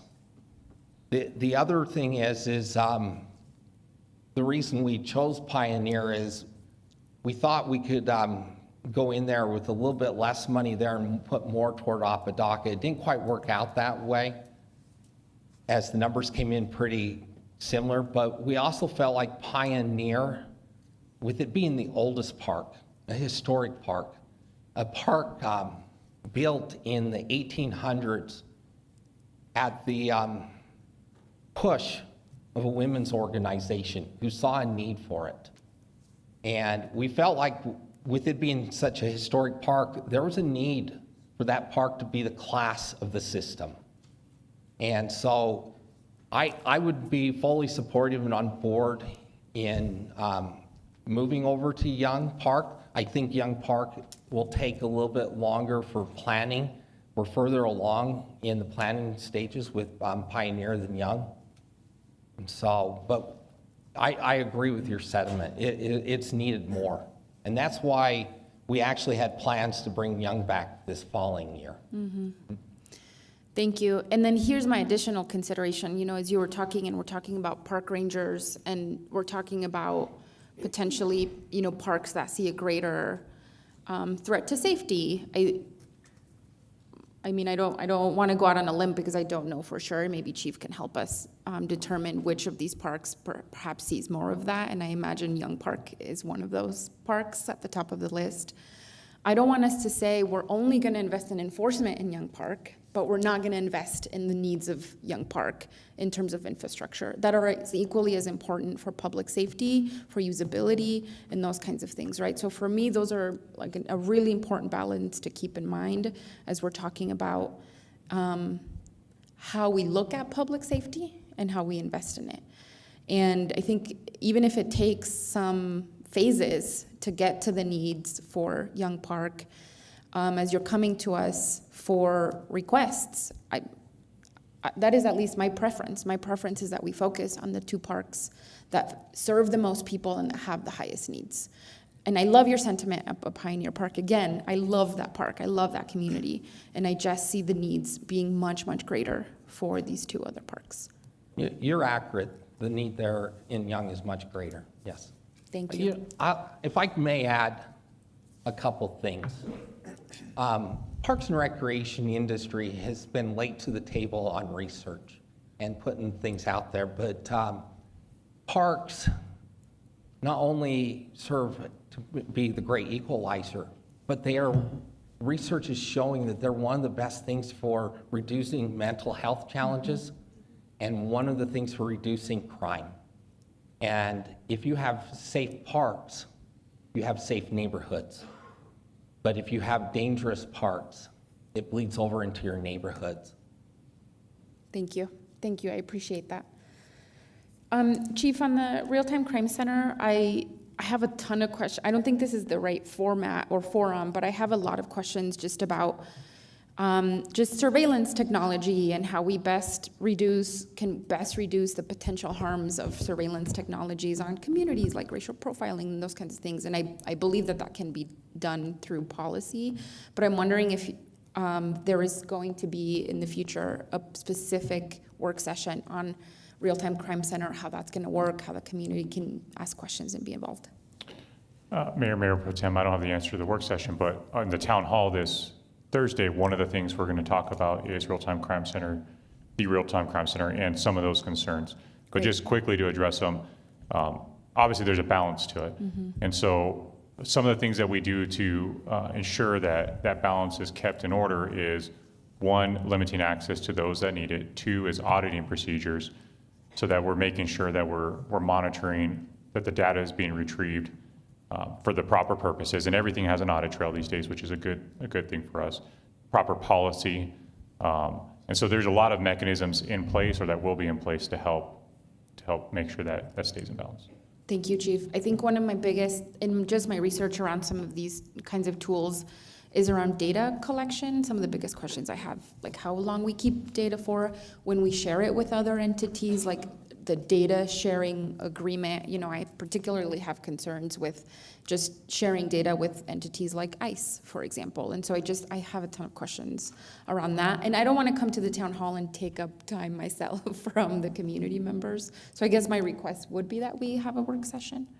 And let me just mention, data retention is the one I missed. So retention periods, again, have to be balanced so that we are able to solve crimes and hold people accountable for victims, right, but also not keep data longer where it becomes a concern. And so the retention rates that we have set now are 30 days for license plate readers, which I think is a very reasonable amount, and 7 days will be for all video. So a week is what we plan on setting it at, which is not a lot of time. It means people have to move fast if there's a crime, but it also helps assuage those fears that we're keeping data for a long time, and we can go back and put something together we should. Okay, thank you, Chief. Maybe what I'll do too is email you some questions, but I think it's really important that the community understand all of these, and I'm glad that you're having a town hall. Thank you. Yes, ma'am. Okay, I'm almost done. On the MRA, Chris, this for you. I think it's really important that we start talking about future planning for the MRAs. I always love telling people this. Can you remind us how many MRAs Albuquerque has right now? Mayor Pro Tem, I believe they have about 21. Yeah. Right? So they have a whole office for metropolitan redevelopment, is very much a part of how they move their economic development strategy forward in the city of Albuquerque. I love that. And I think for me, again, when we talk about public safety and community safety, revitalization of areas that have long been neglected is such an important part of that. And so Albuquerque set up, when July 1st hits this year, that all of those 20 areas will begin collecting their own revenues, correct? Mayor Pro Tem, yeah, so if you're referring to the change in the state statute, yes, beginning July 1st, you can start your baseline collections. So in order to implement the potential tax increment, you need to do a 12-month collection to see what that baseline is. It's very similar to what we did with the downtown TID, and so that baseline, as you saw in the data I provided to you on the TID today, anything above that, up to 75% of those revenues go back into the MRA, 25% back into the general fund. So yeah, we will be starting at a minimum our collection on the 2 new MRAs that were established, and then anything additional council wants to look at. Which I think is great, and I'm really excited about that. And I think it's so important for us for future planning of future MRA designations, which I think there was like 10, 12, Chris, from the report? Mayor Pro Tem, the designation report actually identified 6 areas. 6 areas. So we had the El Paseo, South Solano, West Picacho. There was also an East Solano to Telshore area, There was the Apodaca Blueprint area.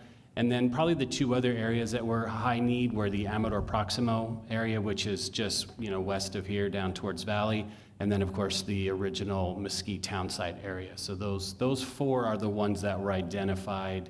And so, we picked the first two to move forward with. Thank you. Chris, can you recirculate that report amongst council? Certainly. There's obviously new council members that I think would be really good to see that. I would love for us to see, city manager and mayor, for us to move forward with just even if we don't go out to RFPs for the new MRAs, but just establishing them. That way they start that baseline collection and we're prepared for the future. I think that's really, really smart. So thank you for bringing that forward, Chris. Sure. And Mayor Pro Tem, that could be done by resolution. We could bring that back referencing the designation report and just have council designate those remaining areas as an MRA just so we can start that baseline collection and then plan future planning initiatives in those areas as time and finances permit.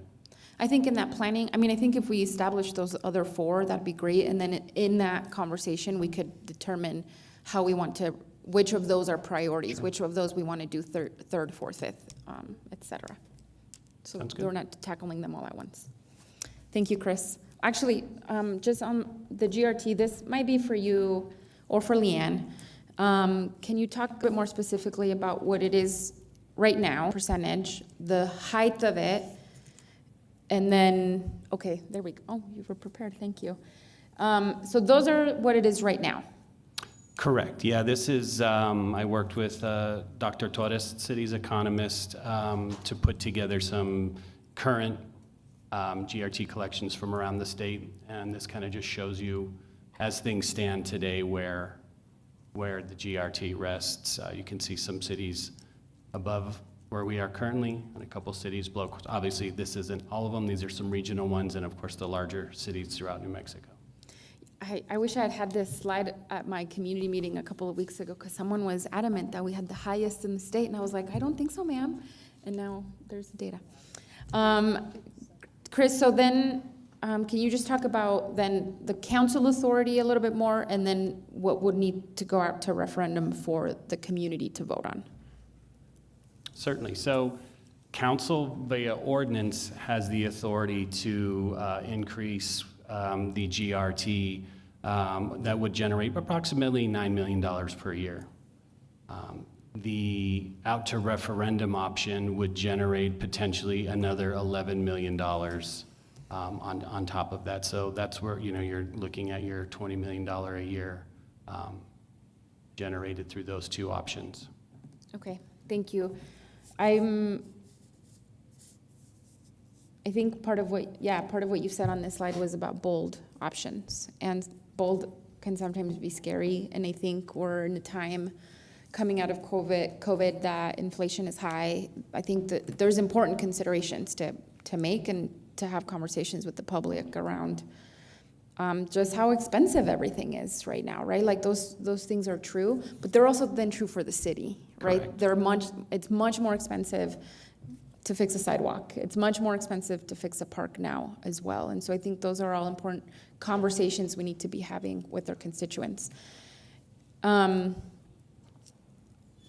this conversation to move forward, I think it's really important that we do town halls and community outreach meetings. Is that something that staff has talked about, or is that something that you all need guidance on today?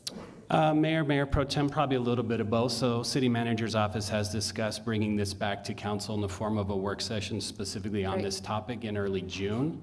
There is a timeline that we would need to adhere to if we're going to get this on the ballot in November, which means we have to have a consensus by early August. So working backwards from that timeline, early June to bring this back for further discussion. And then if council wants to add additional public comment opportunities, we could certainly look to accommodate that during that time frame as well.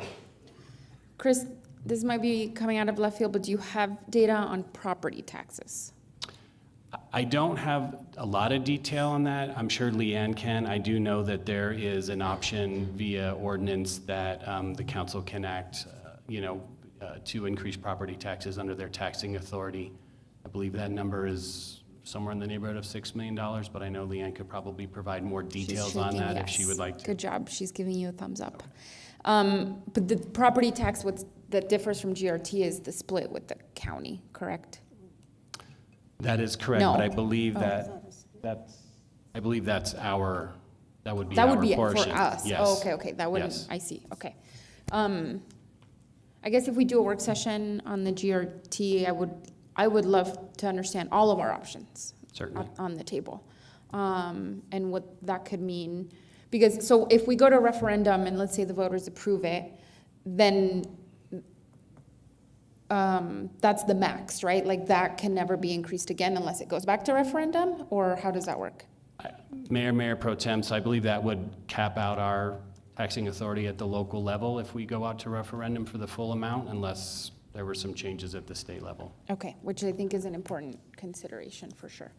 Okay, thank you, Chris. Thank you. Those are all my questions, and I'm sure if I have more, I will get them over to staff. Thank you very much. Councilor Matisse? Yeah, Steve, can I ask you some questions?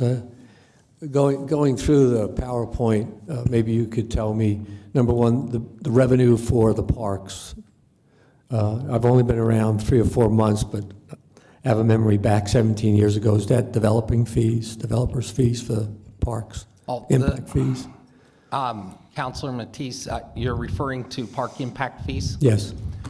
Currently, the park impact fee is $2,600 per unit. We are currently doing a study. The park impact fees have not been raised, is my understanding, for a decade. Okay, and then in your PowerPoint, you mentioned about a strategy for deferred maintenance. Why was that done? Was that the lack of impact fees, lack of leadership, lack of money? Impact fees can only be used to maintain the same level of service as the community grows. And so if your current level of service is 3.79 acres of parks, you can't use park impact fees to increase your level of service. It has to remain the same for that vehicle.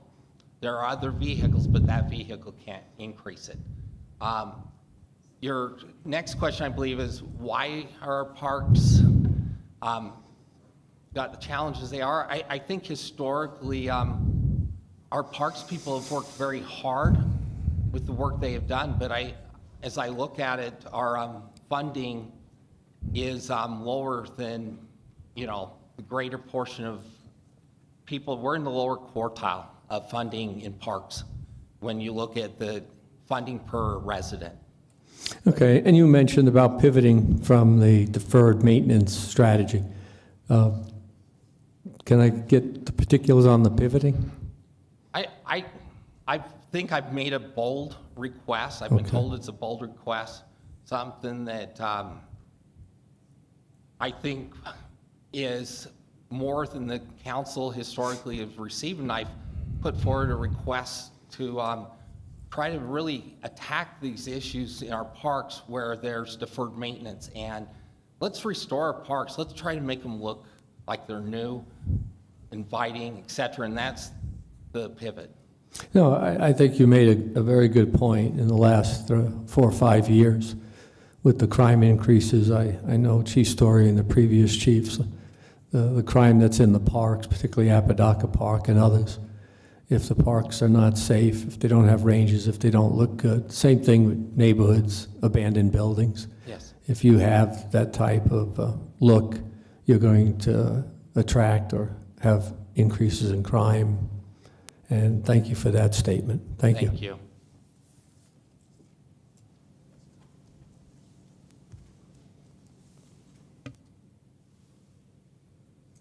I think the city manager had a comment first. I apologize. Mayor Pro Tem, City Councilor, City Council, Ikani Tomopeao, City Manager.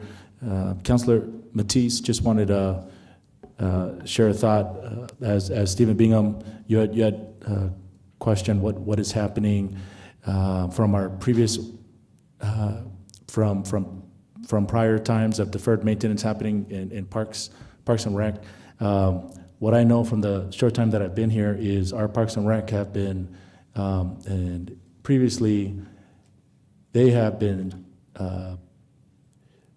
challenged with a very tight budget, which they haven't been funded with, and that's what it comes down to. They have done the best that they could, but not given the resources and funding resources. And so I just wanted to share, as constituents will ask you what has happened in this past, and when you were previously mayor as well. That's why we shared the option to have the bold challenge of additional revenues at this time, which was not done prior, because with additional funds, there's potential to hit some of the goals that you and council may have for parks. So just wanted to make that comment. Thank you. Mr. City Manager, Mr. Connie, thank you very much. Councilor Flores. Thank you, Mr. Mayor. I have a question for Barbara Bencomo, or maybe Leanne, the other dollar brain. So could either of you explain, for purposes of educating our everybody, especially our public, as to how the Telshore Fund works? Because it was reported that there's like 35, here it is, there's $30 million, $30+ million. The corpus is that amount. Could you please explain what the corpus is, how it has to be protected, and the limitations on using the corpus? Thank you. Absolutely. Thank you, Mayor and Councilor Flores. Barbara Bencomo for the record. So the Telshore Fund corpus that we spoke about earlier, and I apologize, I'm going to go right to the bigger slide there, essentially represents the funds that we received from the prepaid lease. So that's the body of funds that we received that we could then invest. Those long-term investments that we have made have yielded a higher market value overall for that investment for the Telshore Fund, and that's why when we talk about what's currently in the fund, we talk about the market value being $42.9 million currently. We started with the $30 million. Actually, we started with $26 million in 2004 and received the additional funds more recently, but in total, we received $30 million to invest and to utilize. Previously, the council has adopted resolutions to identify a certain amount of money to be spent for the health-related public services programs. That was $600,000 a year, and I think I have that listed here. Hold on. In a previous slide. One more. Here we go. The health-related public services here of $600,000. That actually, I believe it started out at something like $300,000, and it was intended to be a portion of the appreciation of the fund every year so that we could retain the corpus of the funds, but spend some of the investment increase on programming. And so that's one particular resolution for recurring funds from the Telshore Fund. But obviously the other things that you see is approved from the Telshore Fund always come to council consideration. Council has the control of what is earmarked to be spent from the fund within the required usage that you have also pre-designated by resolution as well. So that is something, the restriction of the fund is by council through resolution, and then effectively, as you have designated funds to be spent, they come to you by resolution, and that's what I'm showing here with these previous proposals as an example of what's been previously approved by council from the fund. Does that answer your question? Sort of, kind of, sort of. And the funds that are set or distributed to different organizations, Are there limitations on the kind of organization it is? Does it have to be a 501c3? And that sort of stuff. Okay, thank you. So with respect to the health-related public services, actually, I'm going to ask Natalie to come up and speak a little bit about that, because there are requirements, and of course, there is a committee that makes recommendations to the council about what to spend the money on and who to receive those funds. Thank you, Mr. Mayor, Councilor Flores. So the main three eligibility criteria for a nonprofit providing services under health-related public services is that they need to provide direct services to the sick and indigent that meet the definition of continued physical, mental, developmental, emotional, and social well-being. In addition to that, they do need to be a registered 501c3 providing services within the city limits. And they need to have a basic level of internal controls to demonstrate that they're providing those direct services, that they have, functioning accounting systems, audited financial statements, or a audit, again, in order to provide that transparency back to council and the citizens that we're spending their money wisely. So the biggest thing is, again, direct services to demonstrated direct services to the sick and indigent or low income. Thank you, Ms. Green. Ms. Bencomo, can you explain again why we keep the corpus, why we don't pierce, as accountants say, the corpus? Yes, Mayor and Councilor Flores, and this is certainly at the council's discretion, but Mayor Pro Tem mentioned earlier that there is no more revenue stream for the Telshore funds. We received this as a prepaid 40-year lease payment for Memorial Medical Center. We don't receive funds on a regular basis, on an annual basis. It was a one-time prepaid lease, and then with the later addition of the escrow funds that came forward. So there's not a regular revenue stream into the Telshore fund. So with that, I know that previous councils have been very cognizant of maintaining the corpus of the funds because, again, we don't have something to replenish that fund. I think Mayor Pro Tem said earlier, when that fund is gone, there's nothing to replace it. So that's why there's been, quite a bit of thought with respect to the types of expenditures and the amounts of expenditures that have previously come forward and been contemplated by the council. And the fund is growing. There's not automatic, but there is an investment growing in the corpus.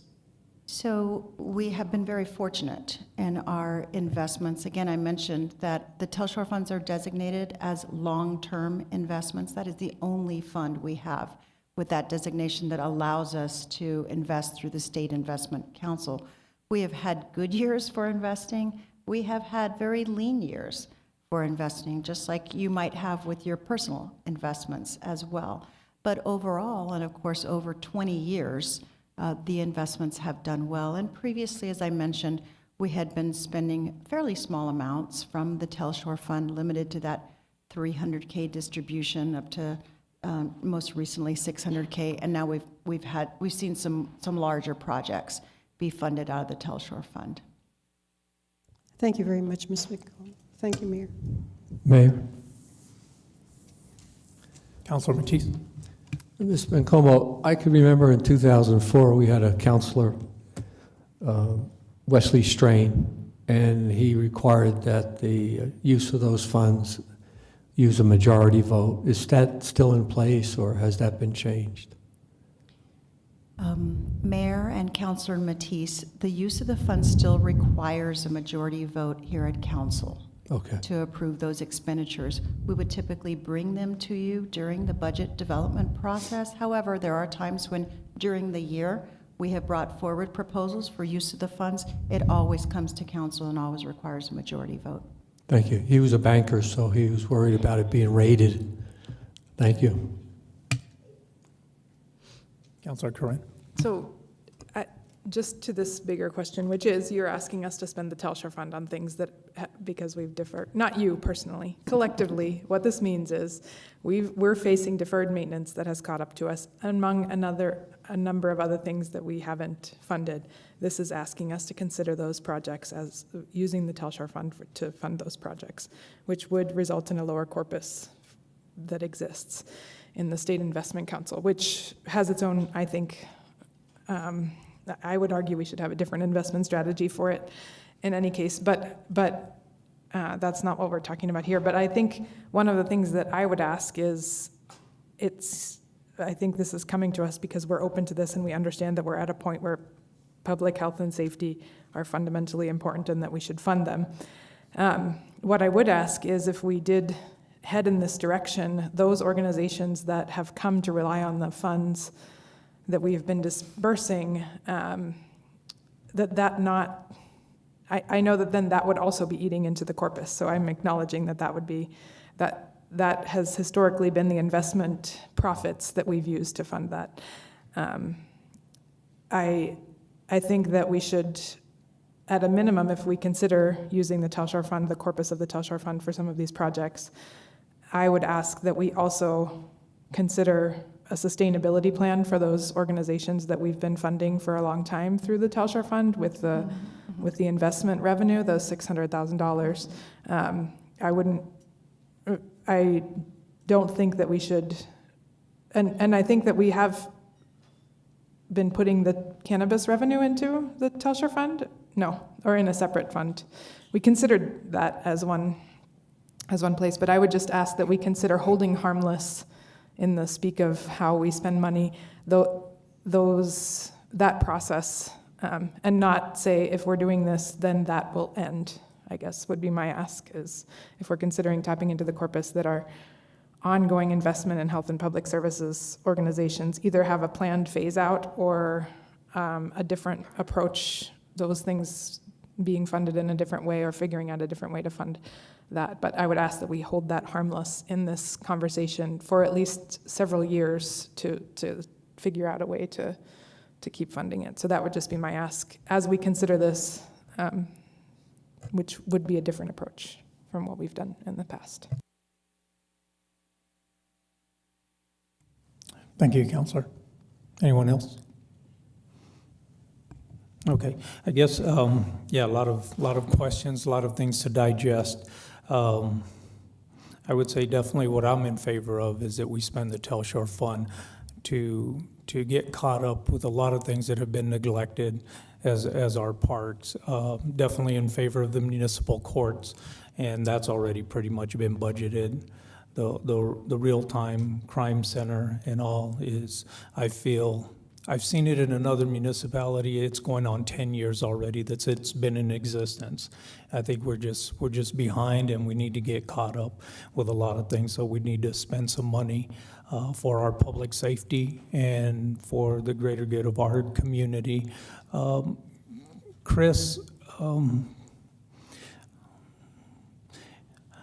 the funding sources that we have, you've already mentioned, like the ARPA was a one-time funding source, correct? Mayor, that is correct, yes. One time. Our bond is every 4 years. Correct. Grants is really left up to chance. Mayor, yes, I mean, outside of capital outlay, yeah, it's up to the departments to work with the grants department to identify those funding options for those specific projects, correct? Yeah, and then our impact fees, TID, all of those are really limited and, you know, for certain projects only, limited use, and then the TID in just areas, correct? Mayor, that is correct. The TID is limited in project type and within the geographic bounds of the TID. And then you mentioned the legislative funding when we ask what we have requests. You wrote it down as near the mile. How did you reference that? Mr. Mayor, I referred to it as funding the last mile. So we hear from them that they'd like to come in, you know, get us across the finish line. Yeah, and I usually write, when I've heard from legislators, is they want to see projects that are almost 80% complete. is what they're looking for when we go and request. So I feel that because of the timing and because of certain items that are on the list for this community livability, there's some projects there. I think we can carve a little bit more so that we make sure that, we do spend responsibly, and we carve out some of those things, like anything that's gap funded to me is something that we move forward with it, but then we go and ask for legislative funding, because then we're at that 80% or the last mile. The other thing is the timing of the parks. If we're looking at doing Apodaca and Young Park, if we say we're going to put funds there, which I'm all for, I think it's a great thing, Steve, thank you. But what kind of time frame are we looking at? We can't have both parks being worked on at the same time, can we? I mean, I'll ask Steve what his thoughts are on the time frame. I believe you could have both parks being worked on at the same time. I don't believe we could move quick enough to do Young Park in this next budget. I think the planning that needs to occur there precludes it being able to be done in this coming budget. But logistically, doing both at the same time, I don't see a problem with that. Okay. And then the other one is like Pioneer, you said has already 800,000 in grant money. Yeah, 860,000 grant money that has been put forth for the gazebo, and there's already a master plan on that. And so, the type of things we need to do there are things that the planning lead time is less. So we move more quickly. Yeah, and so with that could also be another one that the 80% or the last mile that maybe could be an ask at the legislative funding, that we start looking at what are those projects that are almost complete, and that would help. Okay. Mayor, I wanted to add that for the last 2 years, we've actually focused on what we called finish line projects and requesting those to the state legislature. In fact, Fire Station 9 was on the list for this year as well, because we just had a little bit more that was needed. Unfortunately, we only got $100,000 from the state towards that last bit. But that just points out with respect to that funding source, we can be targeted, we can be strategic, we can try to understand the priorities of the legislators, but it certainly doesn't guarantee the receipt of that funding either.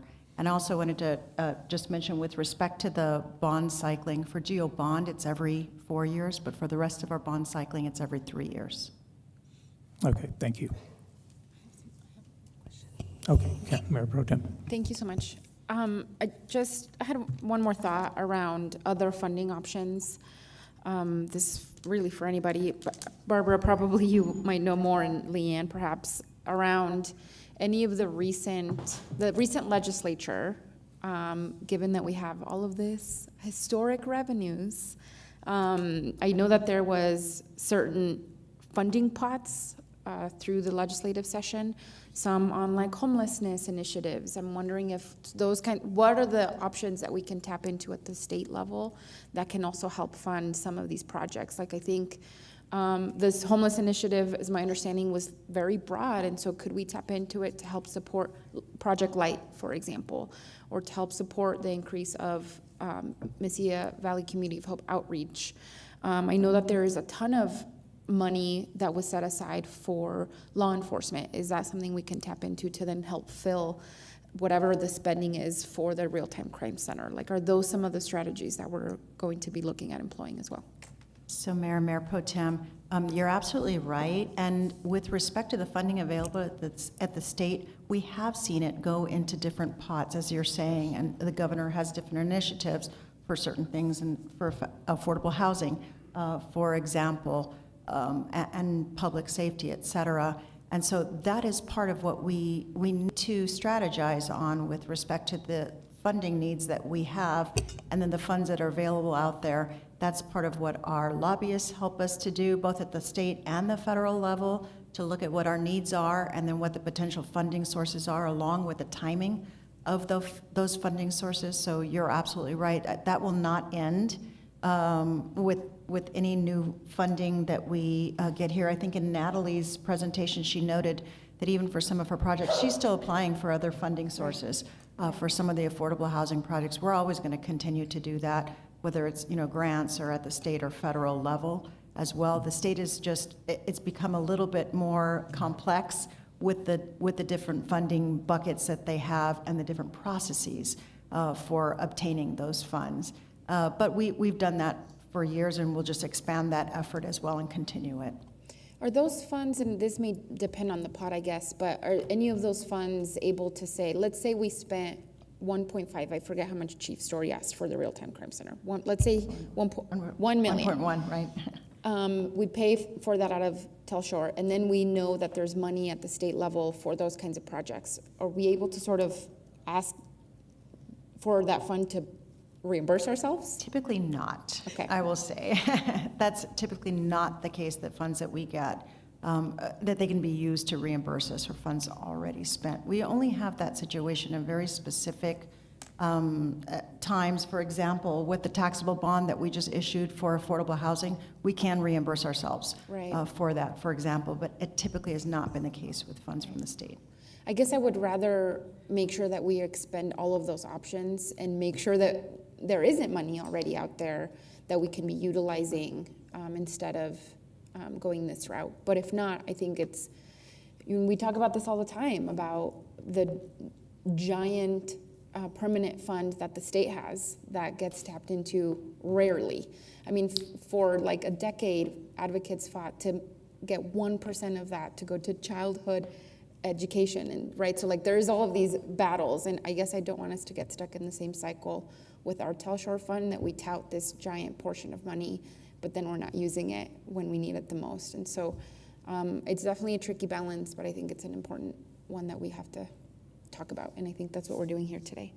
And then the last thing I was going to say in terms of pots of money, I believe that I recently saw an article around the Department of the Interior also having a pot of money for parks and park improvements and those kinds of things. So I don't know if that's old or that is still an option for us as well. Typically I don't know that particular funding source, but typically from the federal resources for parks, they've been at state parks, designated parks, not typically city parks, but we'd have to look at that. I think that, as you mentioned, it's tough to try to balance all the different funding sources, but that's what we need to do, is just to have that strategy at the state level. Even I was just reading this morning, and I passed along an article to our finance team, that there's some discussion about what level of reserves the state should hold, and potentially reducing that, because they have set aside so many different pots of money for so many different things besides the main rainy day fund, if you will. And so looking at it in its totality really begs the question about whether they should be requiring that higher level of reserve that they have, that could potentially free up more funds as well for the local government's projects. So, lots of things in the works, and certainly because of the request that we received, we wanted to be thoughtful and bring this forward to you all today. Our next step is to bring the budget forward for adoption May 20th. So that's why we're looking for guidance as to whether or not we should bring this entire proposal forward on May 20th as we work our way towards adoption of the FY25 budget. Okay, thanks, Barbara. Mr. Mayor. Yes, Councilor Flores. Thank you. I have a question, Barbara. Not a question. Would you please share with us how much money is in the permanent fund? Oh, at the state I mean, level? it's ticking as we speak, but más o menos. I will have to send that to you. I don't have that on 50. It's like billions. 50 billion, you're It's saying? Okay. billions. I don't have the exact I didn't amount, know but the thanks to exact amount. Chris. Thank you, Chris. Yeah, it's like $50 billion. That's all I've got to say. Thank you.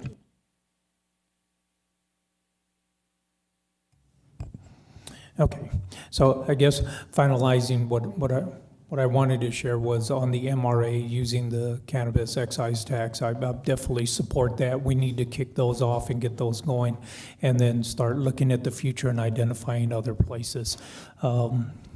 I guess the questions moving forward and how to continue, I think really the GRT, looking at those taxes and see what the community having town hall meetings and just public input, no different than what we do with the GO bond meetings and things, would be good to see what direction. I'm not in favor of the property tax, as I feel that just stays here, the GRT. We have the sports complex now coming up. We have different sporting events. We can have tourism. We can have events, and we can get that shared with tourism and different visitors that come to our community to help us replenish the funds that we spend. But that's something to look at and more discussion on that. But definitely we have to do something since our funding sources are limited, and how we can continue, especially get these capital improvement projects off the ground and building a safer and better community. Giving direction, I would say I'm looking at, yes, we do spend the Telshore Fund. I'm looking at my colleagues to say if that's some direction that we're looking at moving forward in that direction, maybe carving out some of the items and seeing what can be funded in other ways, but definitely taking a step forward, and no different than what Steve said with the parks is making a bold statement and said we need to spend some to get a better quality of or community livability as it's documented.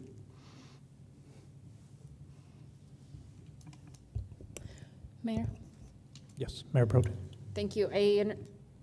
Thank you, Barbara. I think that's a good point. If you're asking for feedback right now or guidance on how we should move forward with this, it's always interesting when you're there ready to say yes or no. It's a little bit scarier than just talking about it every other time. When the price tag is right in front of you, is a little bit different.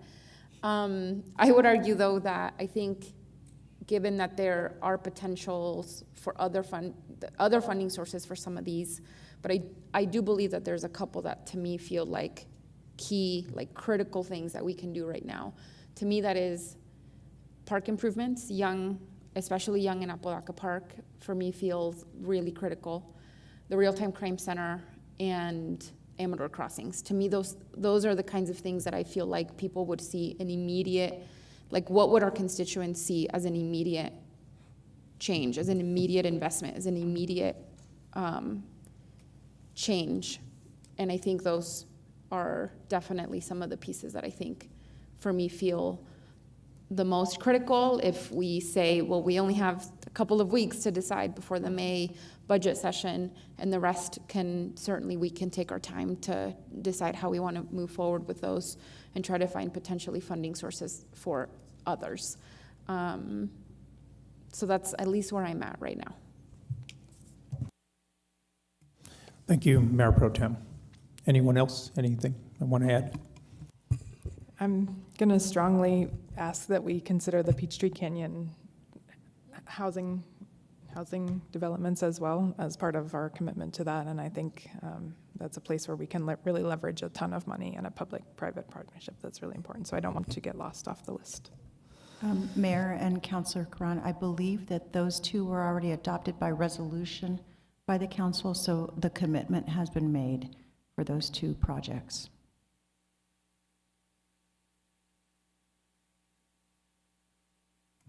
Okay, at this time, any members of the public that would like to ask questions or have any comments? Yeah, please come forward. We'll give you 2 minutes. It's fine. Thank you, Mayor and Council. Thank you for the opportunity to provide public input. My name is Beth Bardwell, and I'm here today speaking on behalf of the League of Women Voters of Southern New Mexico. We respectfully ask the City Council to make an incremental, precedent-setting investment of general funds in the Affordable Housing Trust Fund. The city supports construction of affordable housing through Telshore funds and more recently through GEO bonds, but has never dedicated a portion of the city's general funds in the Affordable Housing Trust Fund. The trust fund is a proactive tool to increase affordable housing that the City Council created back in 2010. The trust fund is like a bank account from which money could be used for various one-time affordable housing needs. Trust fund dollars are needed to help affordable housing developers offset the costs of city-assessed impact fees for city water, wastewater, parks, and other city infrastructure.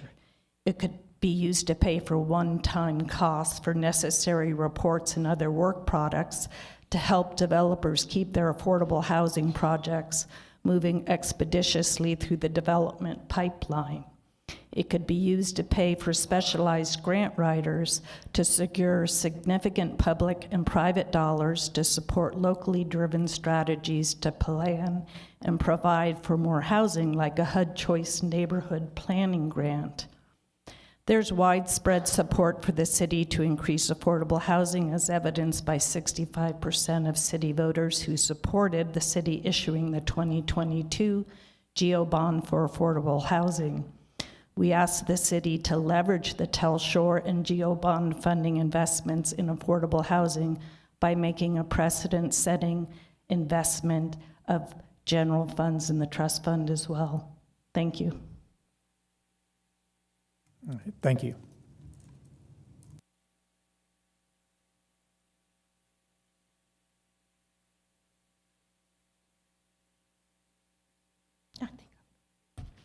Good afternoon, Mayor and everyone. My name is Yoli Diaz.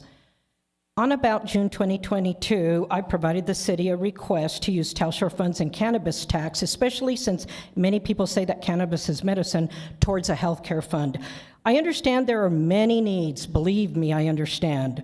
Prior to the lease of the hospital, there were no issues in accessing health care at MMC that I'm aware of. As a nonprofit or government hospital, my understanding is that they are required to provide charity care. That is a trade-off for not paying taxes. Now, I understand MMC was losing millions after Mountain View opened, and the result was the city and county voting to lease the hospital. I would like to add that I'm concerned for the residents of Doña Ana County who have had denials and delays to needed hospital care at Memorial Medical Center. This is nothing new because I've officially been advocating for residents and had a joint meeting with both city and county leaders, Mayor Miyagashima and County Manager Macias, since October 2021. When I checked in recollection in October 2021, there was $46 million in the Telshore Fund. Through today, April 22nd, 2024, there has been no solution.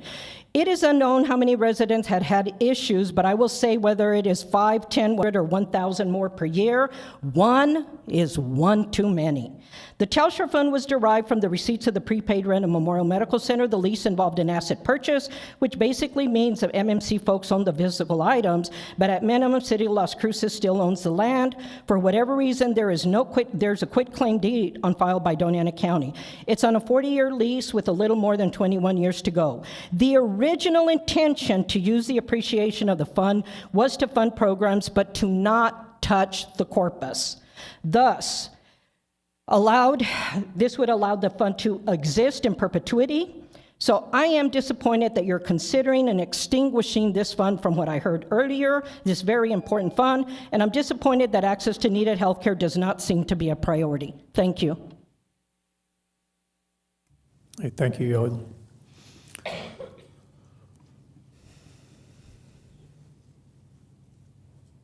My name is Donna Stryker. I'd just like some clarification of something I just heard. Did I hear that a resolution has already been passed to provide the funding for 2 of the projects? Amador Crossing or Three Sisters? Which one? I just want to make sure I understand before I say something stupid. It was Peachtree Canyon. Peachtree. Okay, thank you. I just have one thing I'd like to say. I've been to meetings on Amador Crossing, and they want $10 million for the project total. A little less than $6 million is coming from capital outlay. $4 million from Telshore Fund. I was in the construction lending industry for many, many years. In the industry for 49 years, 25 of it was construction lending. $10 million for 50 units is over $200,000 a unit. I'd like to know where that number came from. I have no problem with low to moderate income housing. What I have a problem with is a $10 million project where I have seen no numbers. You don't have numbers because there's no RFP. You can't issue the RFP until you have plans and specs. So I'd like to see the plans and specs, and I'd like to know where $10 million for 50 units It's a beautiful project. I saw the renderings. It's beautiful. It's brilliant. I loved what I saw. But I do not support $10 million for 50 units. It's not acceptable. I need to understand the numbers. And I think you guys should like to understand the numbers as well. Thank you.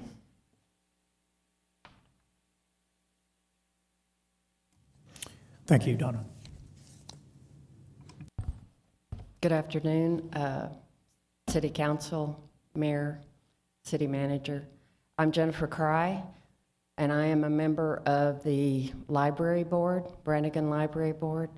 So I'm not here for the Telshore Fund, but I am here for livability, quality of life. Parks are so important, but the library is on the front line. Over 50,000 people have library cards.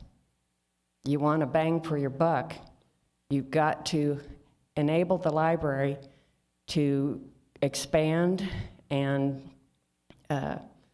just reach out to more citizens. I can't think of anything, as much as I like Lions, I think Apodaca has so much potential, but you've got to support the library. So I don't know where that funding comes from because the agenda items are a little obscure, but please support the library. And you have supported them, but they need to grow. They need to expand. It's another case of an old building that's gradually declining. So please support the library. Thank you. Thank you.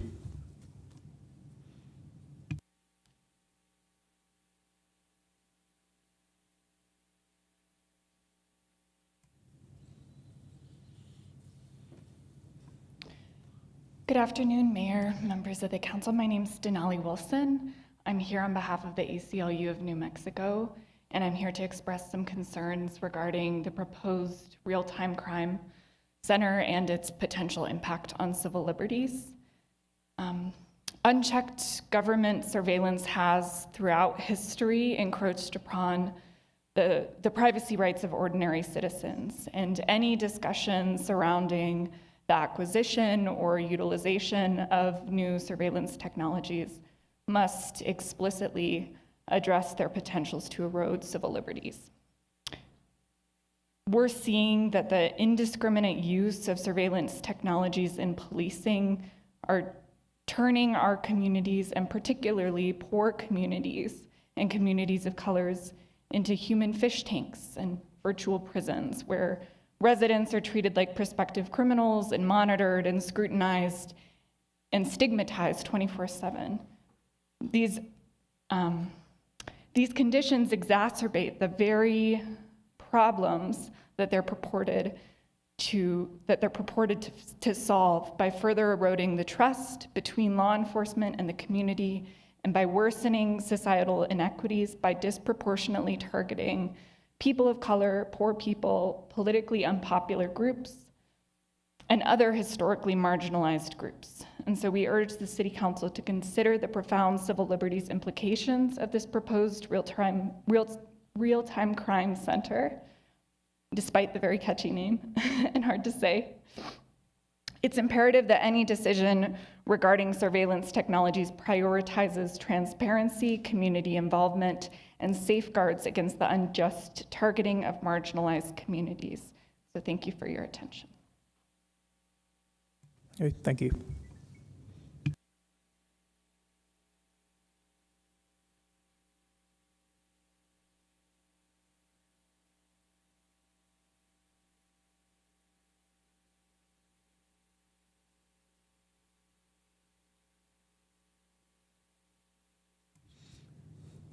Mayor, Mayor Pro Tem, councilors, I'm Jamie Borsodi. I am the Regional Chair of the United States Tennis Association for Southern New Mexico. And I'm here today to express on behalf of the tennis community the strong support for the addition of the 3 park rangers at our parks. I've played at Lions Park for many years. I've participated and put on both youth events and adult events. And I personally have experienced extreme safety conditions for both myself and for the youth. So I support the addition, and I also really appreciate the addition of the security guards that have been added when we have activities at Lions. It has already made a difference in people feeling comfortable coming out and using the park. So thank you very much. All right, thank you. Is there anyone else? Okay, we'll move to the next agenda item, the budget review for joint power agreements.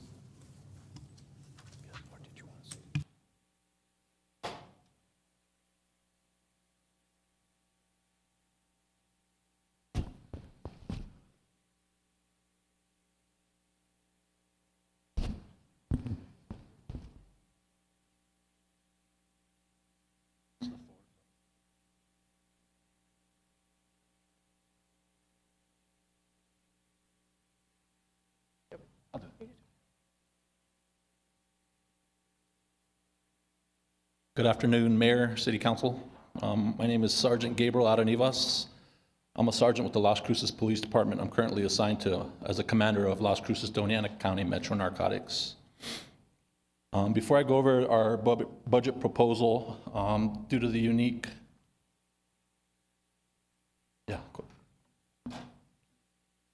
type of work that we do, I wanted to kind of give you an overview of what we do, the personnel we have over at Metro Narcotics, and some of the activities that we do throughout the fiscal year of 2023. So the personnel at Metro Narcotics consists of 3 sergeants, including myself from Las Cruces PD, 1 sergeant from Doña Ana County Sheriff Office, and the 1 from New Mexico State Police, which is currently vacant.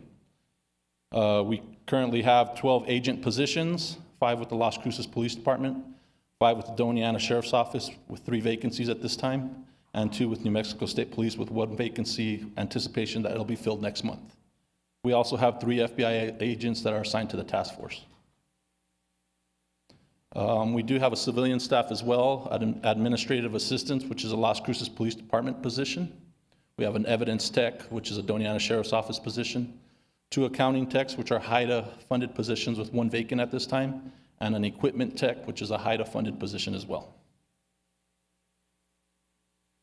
So operationally wise, Las Cruces, Doña Ana County Metro Narcotics, we participated in approximately 340 investigations in 2023. Those include undercover operations, search warrants, highway interdiction, follow-ups on information, call-out investigations, and surveillance operations. Our seizures for the year of 2023, we seized 84 pounds of methamphetamine, 78.54 pounds of marijuana, 23.8 pounds of cocaine, 406 grams or 0.9 pounds of heroin, approximately 85,910 pills of fentanyl, 73 firearms, and $601,912 of U.S. currency. And these are some of the investigations that the agents have done that year, or of 2023.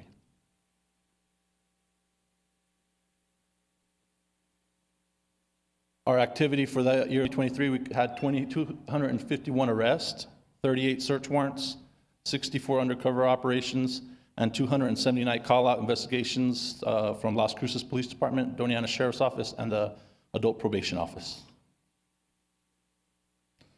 Okay, now going into our budget, our total budget remains the same, $681,000.86, sorry. City of Las Cruces puts in $325,543. Doña Ana County puts $325,543. And a federal grant under FBI Safe Streets puts in $30,000. Our personnel budget, which covered standby, on-call pay, overtime, fringe benefits, which Medicare, Social Security, dental health, workman's comp, and life and disability, is $282,730. Our operating budget, and I don't want to cause any confusion because I put some red increases, we increased our budget within what we already have. We didn't ask for any more money. We just moved money within what we already had. So our operating budget is $318,306. And that goes for general supplies due to the cost. Things getting a little bit more expensive, we had to increase it a bit. Software, print and copy fees, minor equipment, uniform and safety wear apparel, telephone and cell phones, auditing and financial services, vehicle repair and maintenance, fuel, travel, and liability and property and workman's comp premiums. We also are gonna buy hopefully 2 more vehicles for rolling equipment, so that's $80,050, and that's again for new vehicles. And we didn't ask for any other money, so that concludes my presentation. Any questions?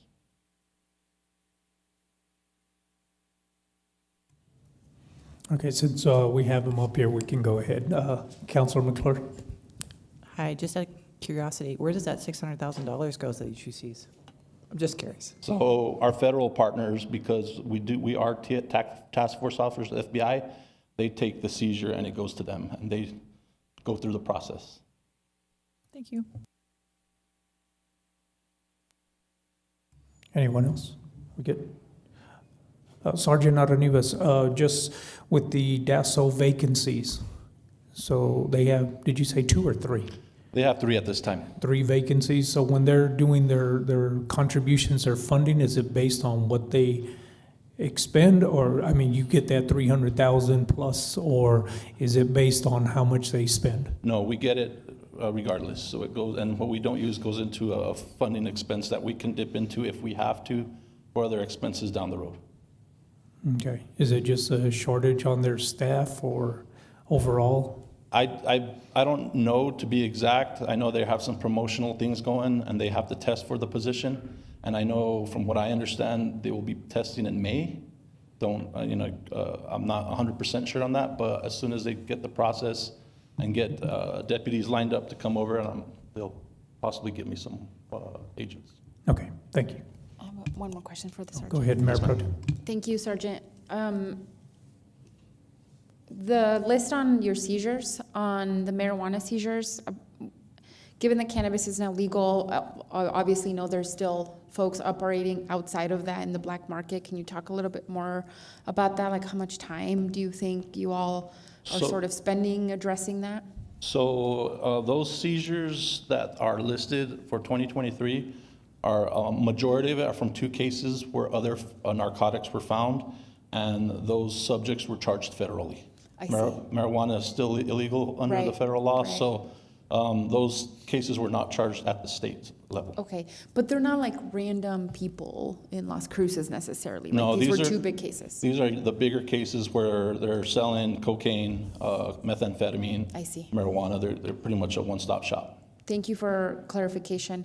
And then can you I just had recently somebody ask us, we don't hear anything about metro narcotics. Did you defund them? Like all of these things. Can you just talk a little bit about why your operations aren't, overtly public? We're officers and deputies in the community that we work in, and a lot of these guys do undercover operations. Due to that fact, a lot of our investigations are continuously and ongoing. A good example is we have an investigation that's been going on for 3 years. It's an international drug trafficking organization. I don't want to get too far into it, but because of the safety of the agents and the safety of the people that work at Metro Narcotics, we try to keep low key for those reasons. Yeah, thank you so much for that. I appreciate it. Councilor Matisse? 8.5 years at the New Mexico Border Authority down at Santa Teresa. I noticed you're not getting much federal funding, and most of the fentanyl that's coming across is coming from the open borders. So why isn't there more participation of funding from the federal government for your program? City Councilor Matisse, so we do get federal funding. We do have a supplemental funding that comes from HIDA.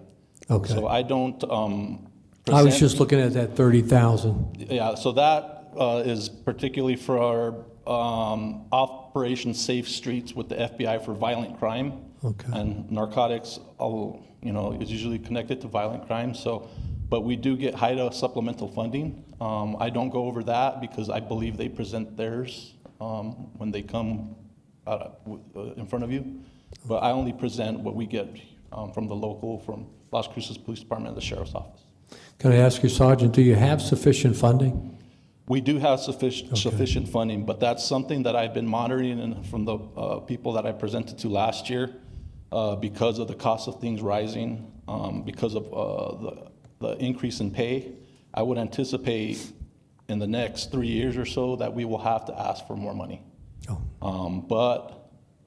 I am continuing monitoring that, and right now we're good, but I would anticipate the next 3 to 5 years, it's a possibility that I'll have to present to the board, if I'm still here, to increase the budget. So we'll see when that time comes.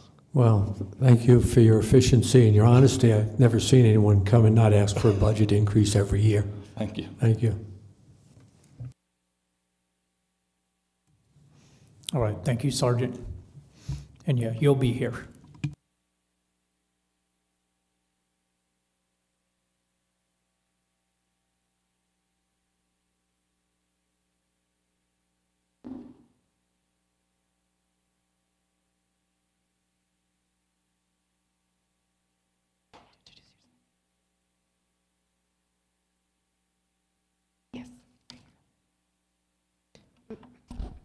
Next, we have MRVDA, and this is Jennifer Gorham, Interim Executive Director. She'll be presenting for us.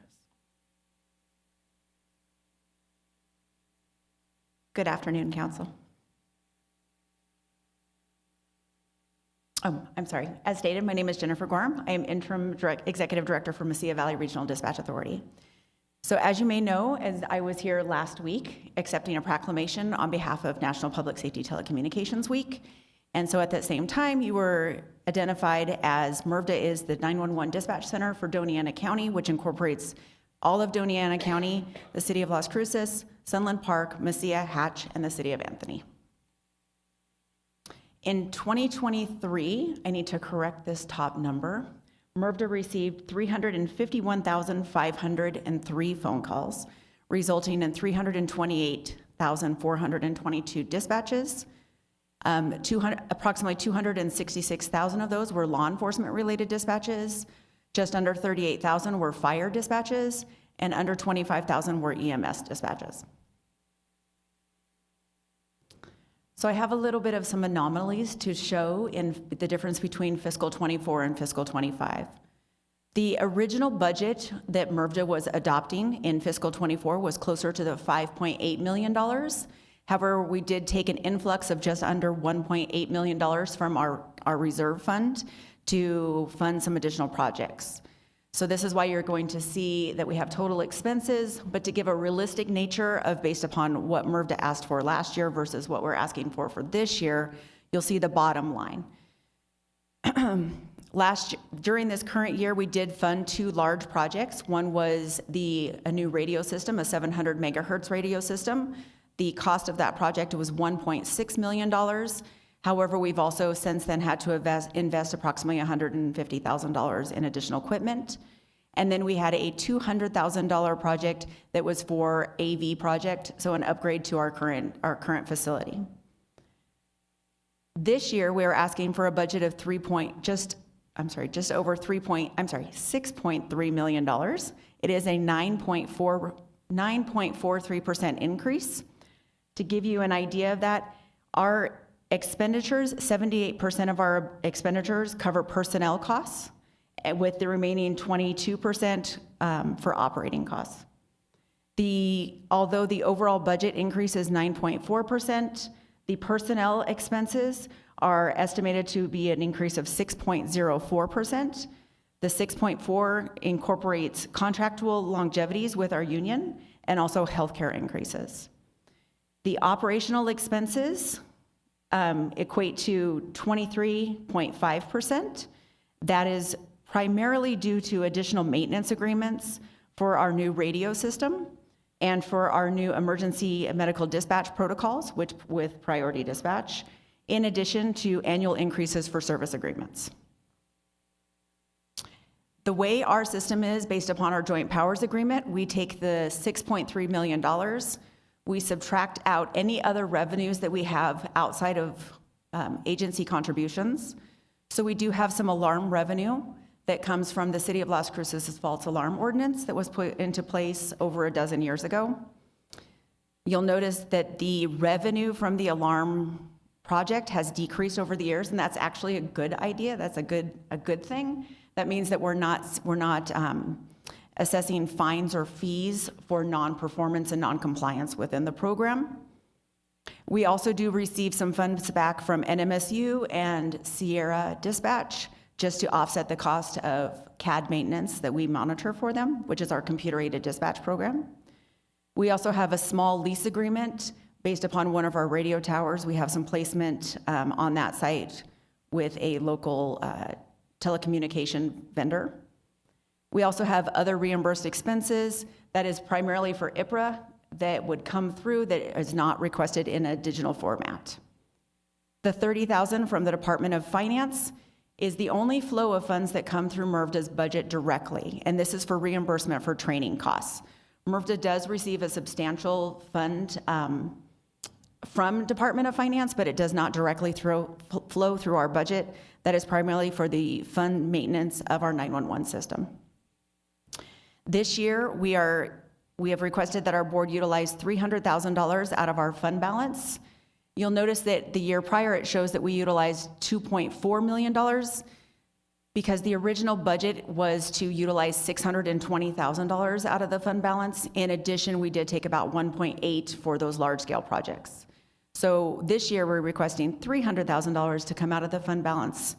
A lot of that comes from the fact that 2 years ago, we did do significant wage increases, and the desire of the MRVDA board at that time was to stagger the contribution increases from the different entities so that it wouldn't be such a huge impact at day one with the wage increases. So we take the $6.3 million anticipated expenses, we subtract out the $465,000 in revenue from other sources, and then we're gonna get what the contributions are required from our agencies.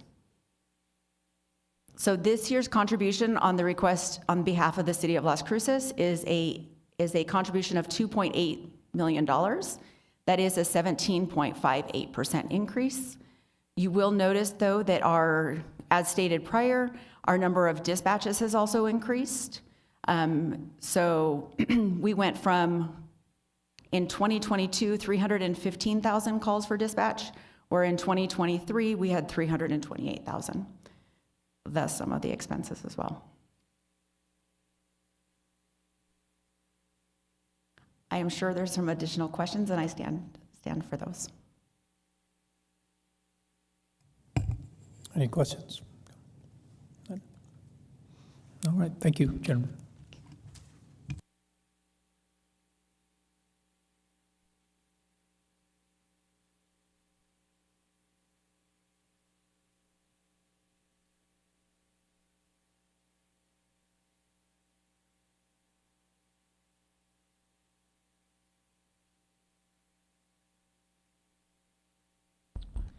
Good afternoon, Mayor, members of the council. My name is Andrew Ray, and I am the MPO officer for the Mesilla Valley MPO. And today, the Las Cruces City staff asked me to come and give a brief presentation to the City Council about the MPO, a little bit about our operations, and where our funding comes from. So Metropolitan Planning Organizations, or MPOs, are federally mandated state-designated planning agencies that exist in all metropolitan areas across the United States that are above 50,000 in population. There are approximately 410 MPOs throughout the entirety of the United States, and there are 5 MPOs within the state of New Mexico. Those MPOs are the Mid-Region MPO, which is the Albuquerque MPO, here Mesilla Valley MPO, the Santa Fe MPO, the Farmington MPO, and what surprises a lot of people, but the El Paso MPO as well is also a New Mexico MPO. They straddle both within New Mexico and in Texas, the New Mexico side, because of the way the travel sheds work. Sunland Park, City of Anthony, just south of Barino, all of that area falls within the El Paso MPO. And just broadly speaking, MPOs exist to fulfill the federal planning requirements of 23 CFR 450-300 and 49 USC 5303. Just in brief, there are a number of federal planning requirements that the MPOs must perform that is part of that, some documents and some ongoing work projects that must be performed. But MPOs are also intended, we were created in the 1960s, really, to put it very simply, we are designed to prevent bridges and roads to nowhere. One of the federal mandates is that we are to ensure that we have an integrated and coherent transportation network within our planning area, and also to prevent the sort of abuses that state highway departments were conducting in the 50s and the early 60s, where they would just put transportation facilities right through neighborhoods without taking into any consideration the context of the area. Getting into a little bit more of the details of the federal regs, 23 CFR 450, that is the federal highway regulations that cover the MPOs. We will often refer to those kind of in a shorthand as Section 112 money. That's actually a lower subsection down within 450-300. And then 49 USC 5303. Those funds, that covers the transit planning function, and we'll frequently refer to those as 5303 funds. As it stands right now, this MPO specifically, bringing it down kind of from the general to the specific, this MPO is solely funded through 2 federal grants that we receive based on these 2 regulations. We are looking at, we have actually submitted an application just this month for some additional federal funding. Don't know if we're going to get that, but we're certainly hoping. But I will say that this is normal for small MPOs such as ours. There are 2 tiers of MPOs. El Paso and Albuquerque are the so-called large MPOs or TMAs. Mesilla Valley, Santa Fe, and Farmington within New Mexico were small MPOs, and it's normal for small MPOs to only have these 2 particular funding sources. As part of the federal funding, though, there are local match monies that are required, and our member jurisdictions here within Mesilla Valley MPO are the City of Las Cruces, Diana County, and the town of Mesilla. NMDOT is also a voting member on our governing board, but they do not, the state does not support this MPO financially on a consistent basis. Just to kind of give a little bit of an overview of what we are using our money for in this particular fiscal year, historically, Mesilla Valley MPO has been housed administratively within the City of Las Cruces. As I know a number of the city councilors are aware from time served on the MPO, in 2022, the city did initiate a process to administratively separate the MPO from the city. That process is currently underway. Under the current proposed agreement that we're working on, the City of Las Cruces will remain as the fiscal agent for the MPO. So basically, the fiscal agent role is, shocking as it may sound, the MPO has no money. We never do. What we have is spending authority from the federal government, so it's necessary for a fiscal agent to pay our upfront costs and then seek reimbursement from the federal government. And that's the role that the city intends to continue to perform according to the current draft. Aside from the salary, most of the current MPO operational budget is being allocated for transition costs such as furniture acquisition, new rent for our new office space, et cetera, et cetera. So getting it down to the actual dollar amounts, and I do want to start off by highlighting that I know that I call this federal fiscal year 2024 as opposed to city fiscal. That's the reason for that is because the MPO effectively operates off of the federal fiscal year rather than on the state/city fiscal year. We receive our grants on the federal fiscal year, and so there's always a little bit of juggling that has to go on due to the fact that we straddle both fiscal years. So as far as doing a comprehensive report as to what the actual dollar amounts that we use, the most accurate that I can use is the federal fiscal. So that's what I have here on the slide, and we're still in federal fiscal 2024 for this. So I do want to highlight here that the federal match share for the FHWA money is 14.56%, so that leaves 85.44% of the money to be provided by the federal government that the City of Las Cruces is able to seek reimbursement for. We also have a match split for the FHWA Section 112 money that is based on the census. So for the 2020 census, these are the brand new numbers. The City of Las Cruces had 65.5% of the total MPO population within the city limits, Diana County 33.5%, and then the town of Mesilla 1%. And according to the JPA that we have for this MPO, the population determines how the match is split among the member jurisdictions.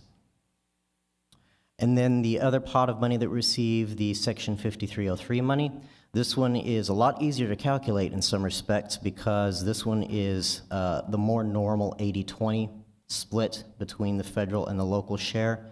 And because historically, City of Las Cruces houses Roadrunner Transit, which for a long, long time was the only transit operating service within the MPO, City of Las Cruces has historically paid 100% of the transit match. That's not the case now with the existence of the South Central Regional Transit District, but that's just not reallocating that match split for the transit funds has just not been a topic that the board has broached during my time ever since the RTD came into creation. So that's very short overview of the MPO and where our funds come from, but that concludes my presentation, and I will stand now for any questions. Councilor Flores. Thank you. Thank you for your presentation. I'm somewhat mystified about the, and you did mention that because of the SCRTD, we have a less of a, quote, match share, unquote. I don't understand exactly. I understand how the SCRTD, I'm on that board. We have it. It's a regional transit, so I'm the representative there. But what is it that we are funding with your organ, with the, what exactly is it? I mean, we have the Roadrunner, so you have jurisdiction over that. Is that it? It's a jurisdictional thing, or what? Mr. Mayor, Councilor Flores, that's a very good question. Basically, we are here to provide the federally mandated transportation planning function. So while we work with Mr. Bartholomew in transit, we don't oversee or engage with it in that manner. We provide the federally mandated planning function for Roadrunner. Well, excuse me for interrupting, but in thinking about this, I do think sometimes, it seems to me that that sort of the statutory requirement for certain criteria to be reported to the feds would be accomplished by the information that Mr. Bartholomew has. And why is it that we're linked up with Texas? I'm with El Paso probably, but what? I'll answer the first question first. With regard to Mr. Bartholomew, there's a different category of reporting that Mr. Bartholomew has to do versus what the MPO does. Mr. Bartholomew is on the operations side, and obviously there's planning activities that go along with that, but there's a different category of regulatory response in Section 5303 that the MPO is specifically tasked with doing that Mr. Bartholomew is not.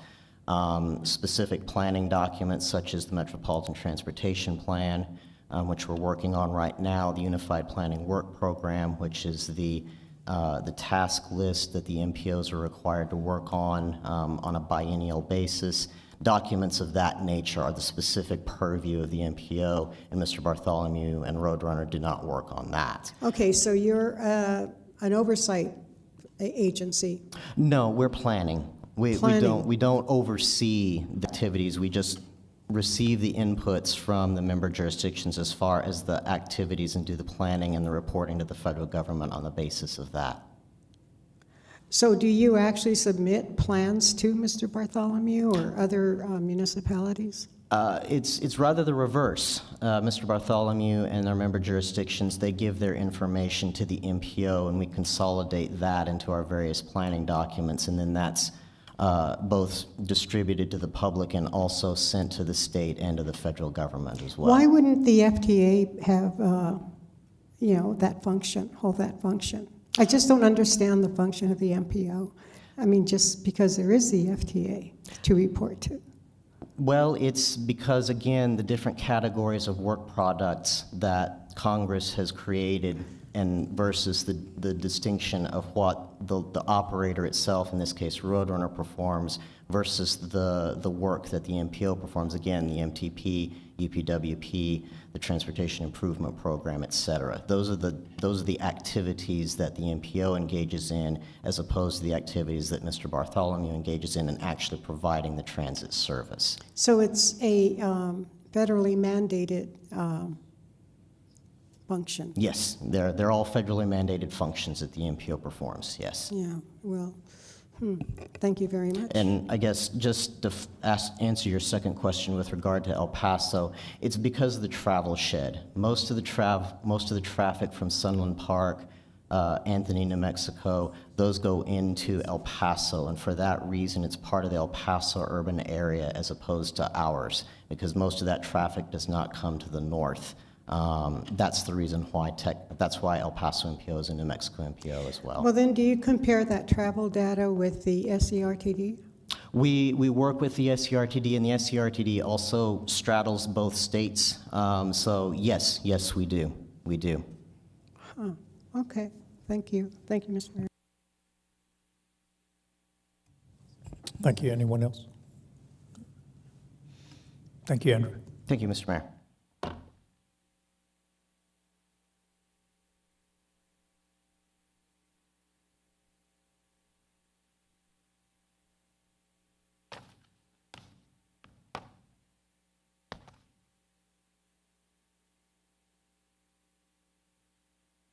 Thank you very much.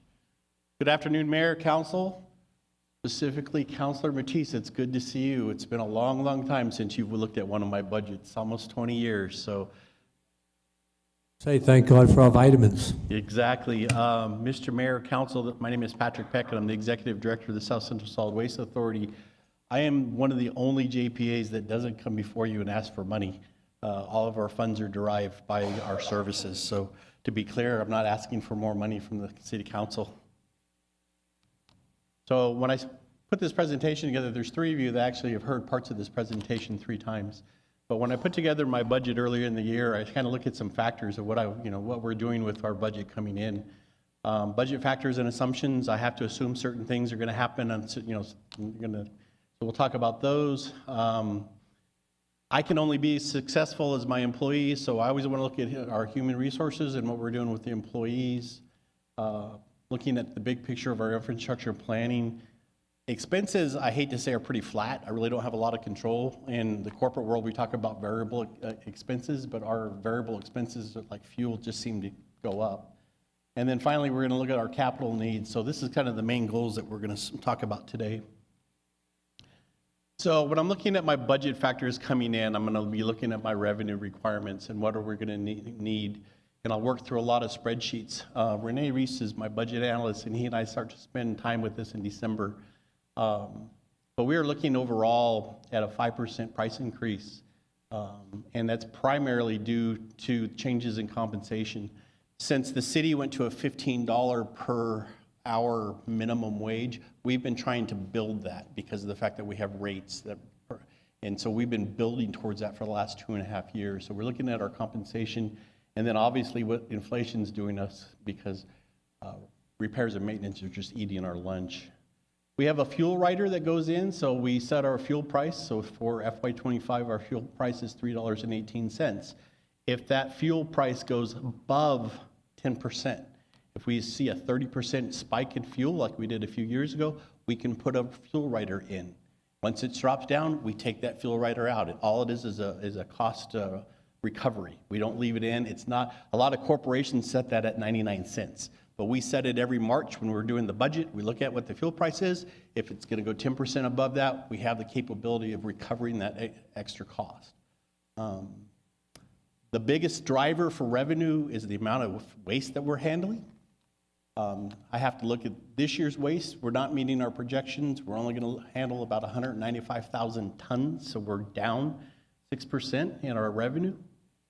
And then just going in as well as far as HR and personnel, I had a salary study done that said that our entry level needs to go up 5%. So we're looking at a 5% increase for laborers, cashiers, truck drivers, mechanics, janitors. Those people are going to get a 5% increase. The rest of the administrative staff are going to get 2.5 because that's what the salary survey said. So, assumptions. As I come into the year, this is looking at my magic ball. I don't think that we're going to handle more than 200,000 tons in FY25. And that may sound like a huge number to you, but according to the consultants' projections, we should be close to 250,000 tons. But I think that we're going to continue to see a shrinkage in the amount of waste that's generated in the area. We're adjusting our entry-level position. So if anybody has somebody that wants to be a paper picker or general labor, we pay them $14.47 an hour. And just give me a call. I can put them out into the landfill in a moment's notice. I think the economy is going to be flat coming into the fall as we come into the elections. I think there's a lot of indecisiveness about interest rates and where the country's going.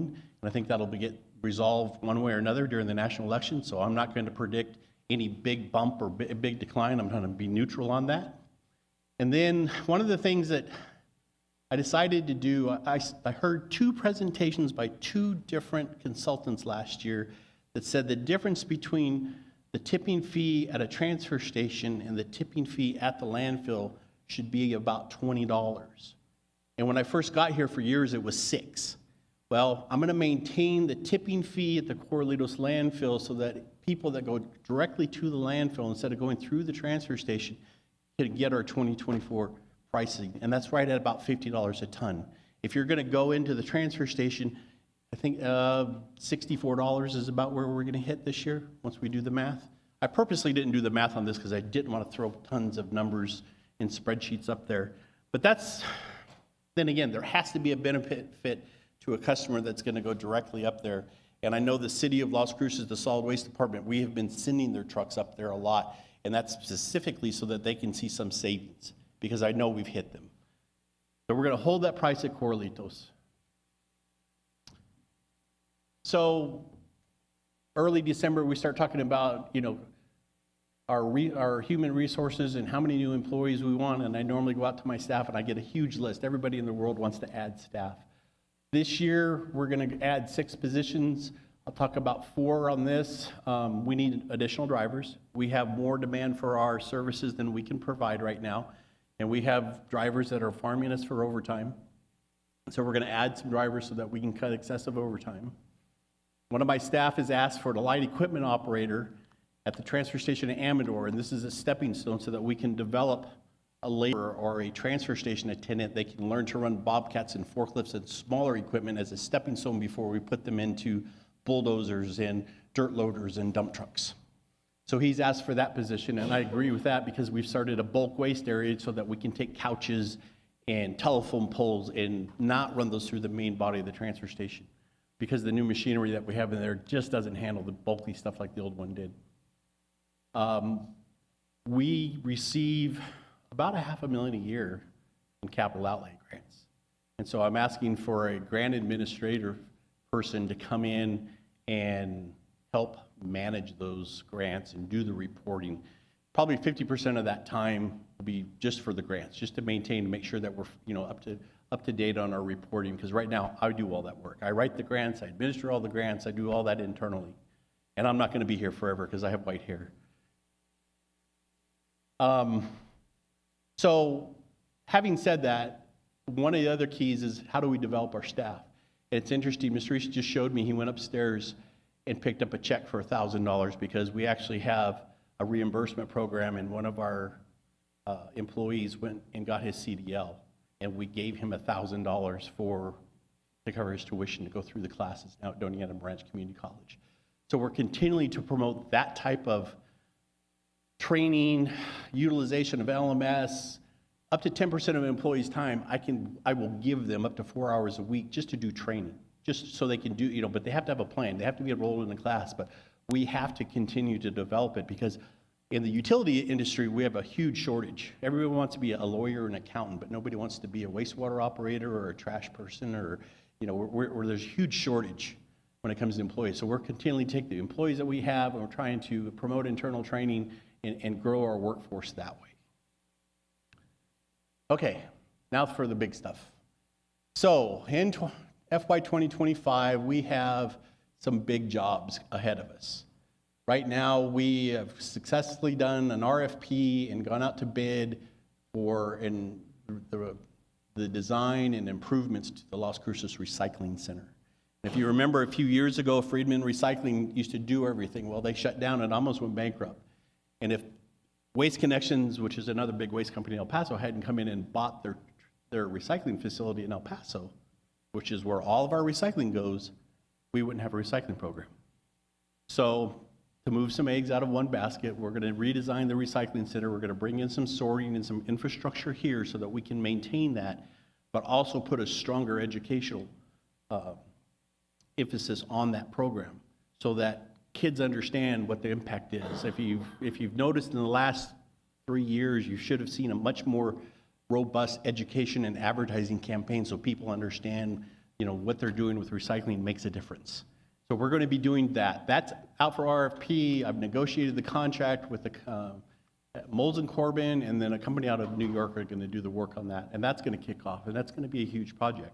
I have capital outlay money to pay for all that, the design and planning. Then once we get into the building, we'll see where we have to go with that.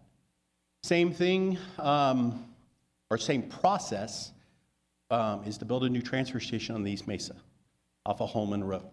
It's about we have 40 acres of land that we've leased from the state land office for 40 years. We're going to develop a new transfer station up there.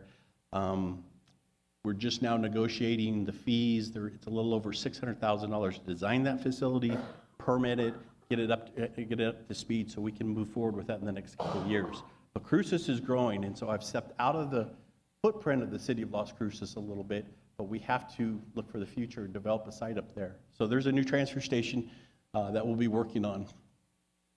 Amador Avenue and the Corleos landfill, I have their 10-year permit reviews. Those are big jobs that are going to take a little time and some money with engineering. We have to do those every 10 years.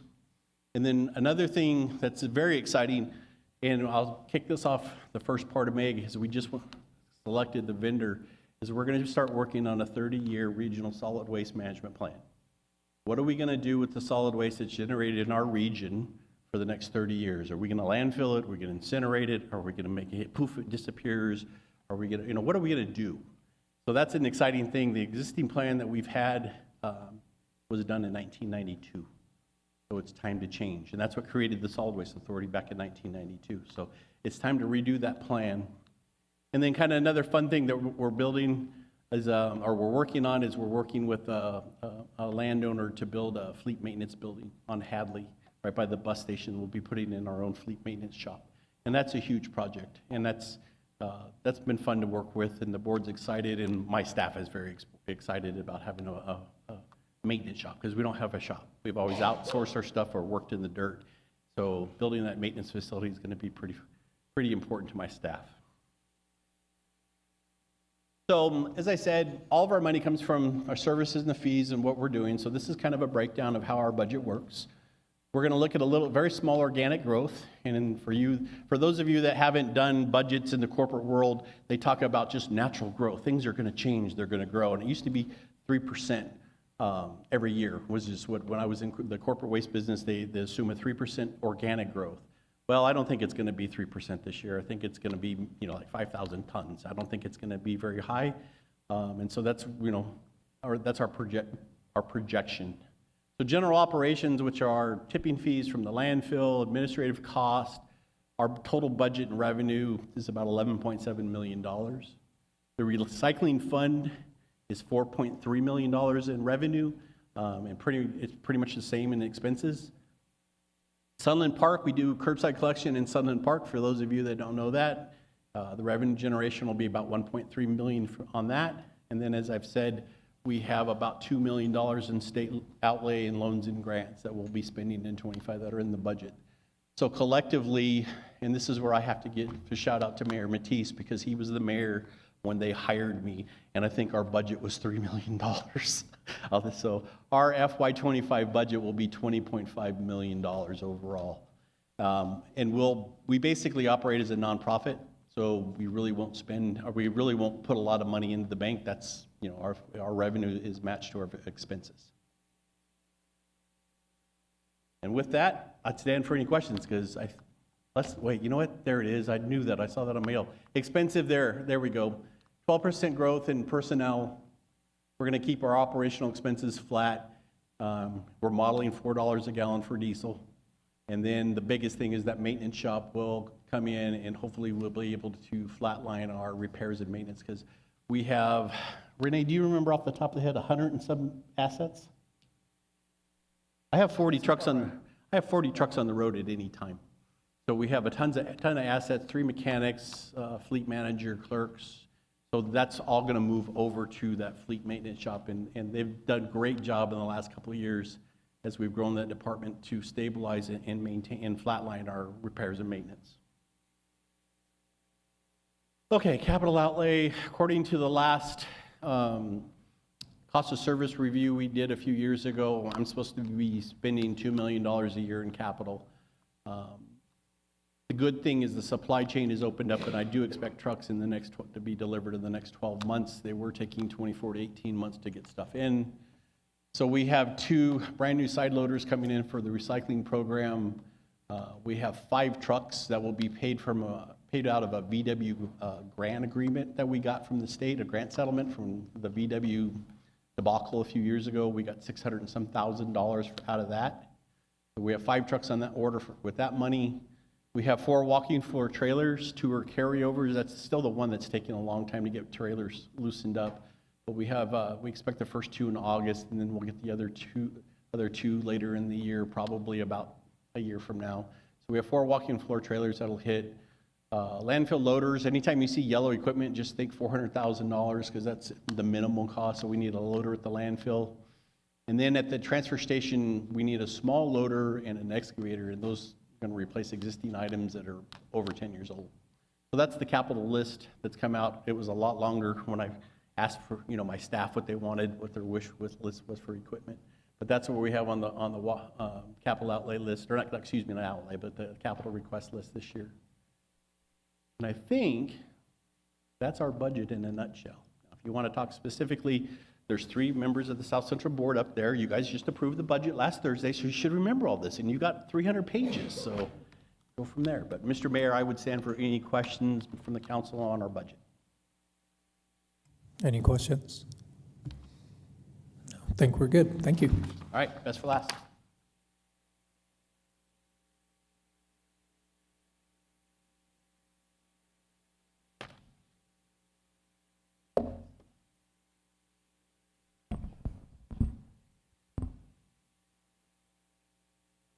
Thank you.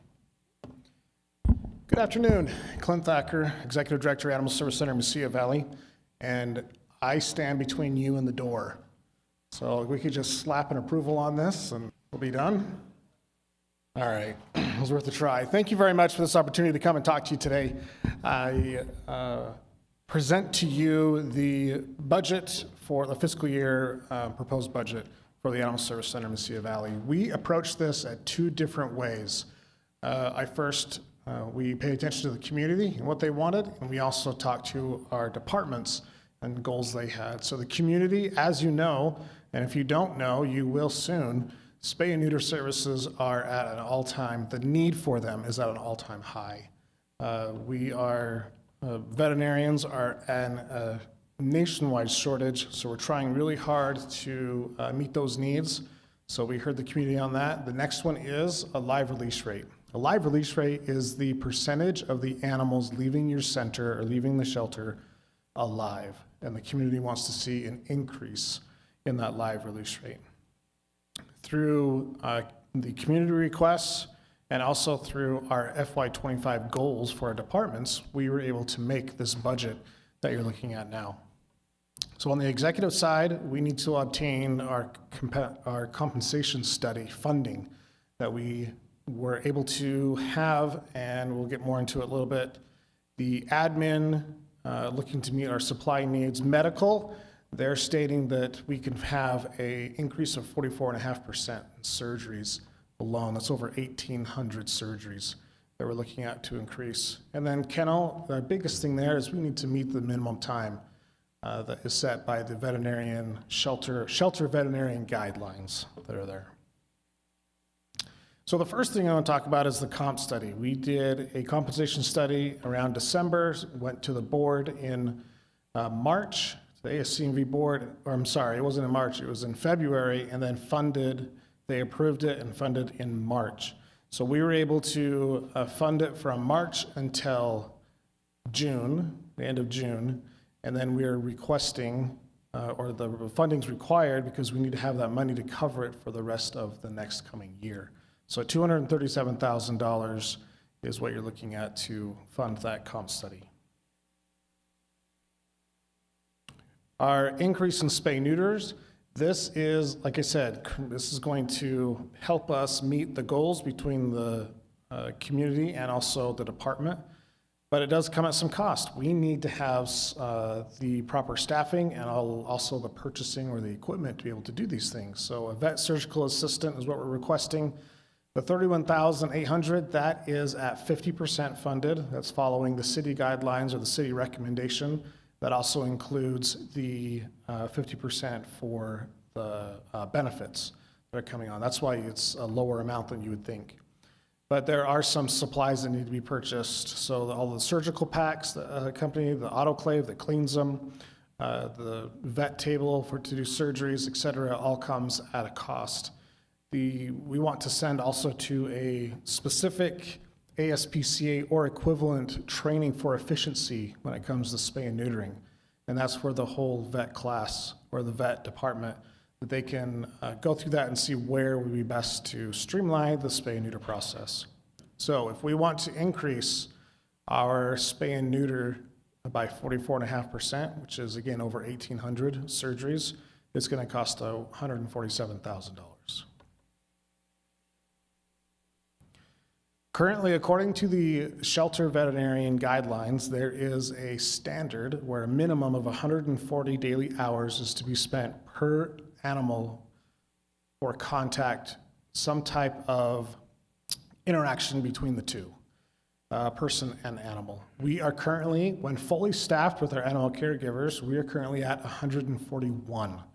However, that's fully staffed. We've been fully staffed one time in my 6 years.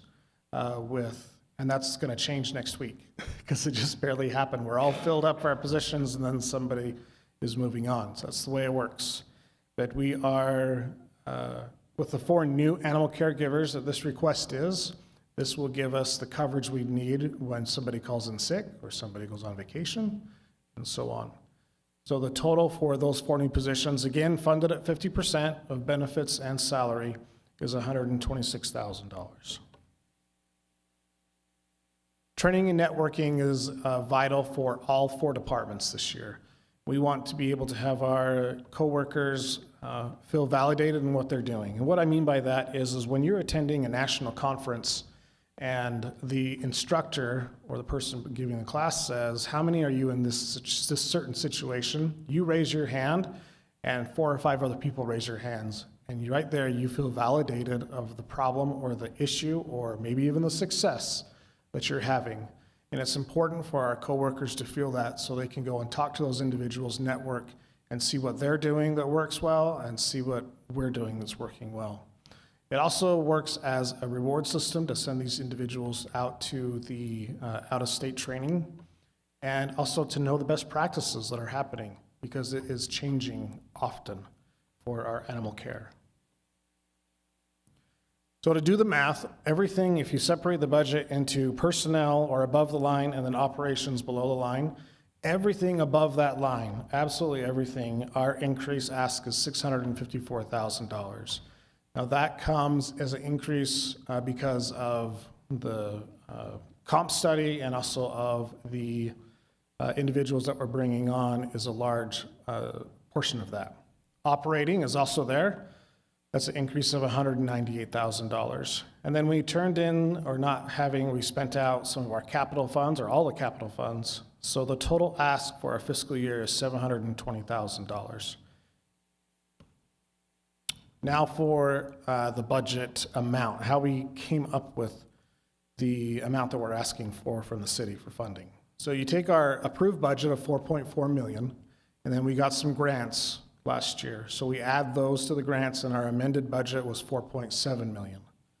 And then you take, so the 4.7 million we're working with, and you add in our fiscal year 25 requests, that's the 720 that we just figured.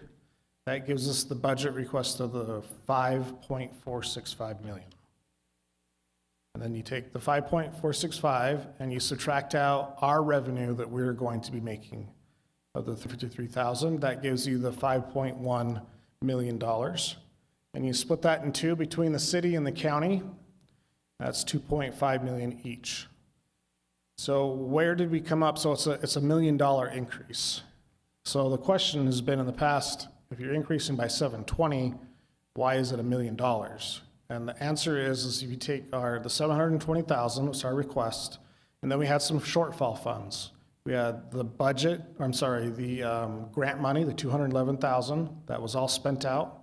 So that needs to be, that's a shortfall, needs to be funded. And then there is some discrepancy between our fiscal year 24 funding with the expenses and the revenues of $81,000. And then our revenue from the ASCMV, it dropped about $1,900.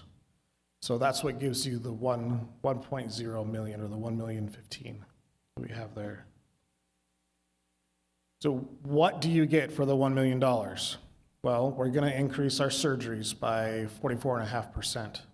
You get a higher level of customer service with those 4 animal caregivers we're asking. People are going to be seeing animals more efficiently. The time per animal is in compliance as a minimum.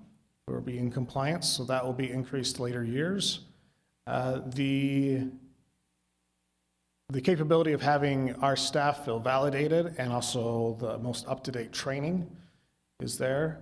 The funding of our competitive wages is going to be completed. And then our overall increase in our salaries and benefits, utilities, running 2 buildings now, our utilities went up significantly. Just electrical alone was a large cost. Supplies, our admin charge went up because we are implementing some random drug testing for us, and also the insurance that we carry on the ASCMV, not health insurance, not those, but just our insurance also increased as well. But in total, we're looking at a $507,000 increase that you saw in the earlier presentation for us with the ask of $2.556 million. And I'll entertain for any questions. Any questions? No. Thank you. Thank you.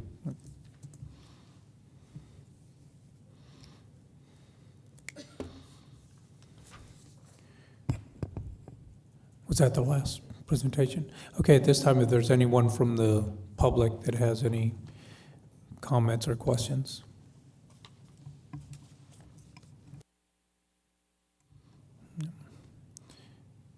Okay, this time, City Manager, you had some comment?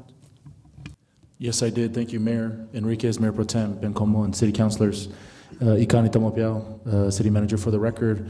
I just would be remiss if I didn't take this opportunity to share a few things, and I'll tie it into this agenda item. Thank you first off to Leanne, Jacqueline, and the budget team who's here today. I have come during this time of transition. Ifo was here last year, and now he's been gone about a month, 3 days, 30 seconds, but who's counting? Not I.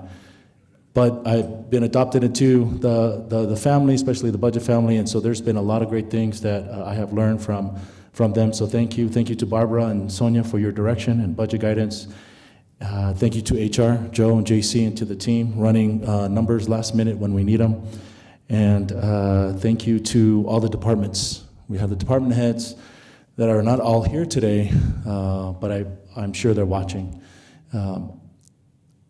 This is how it loops in to the JPAs and the discussion. I have asked our executive team to squeeze their budgets because we weren't balancing our budgets. So when it's presented to you, there's been late nights, there's been early mornings, staff is coming in, 4 or 5, trying to make this work. What you're presented is a balanced budget, but it's because I have asked them not just once, but but because we've had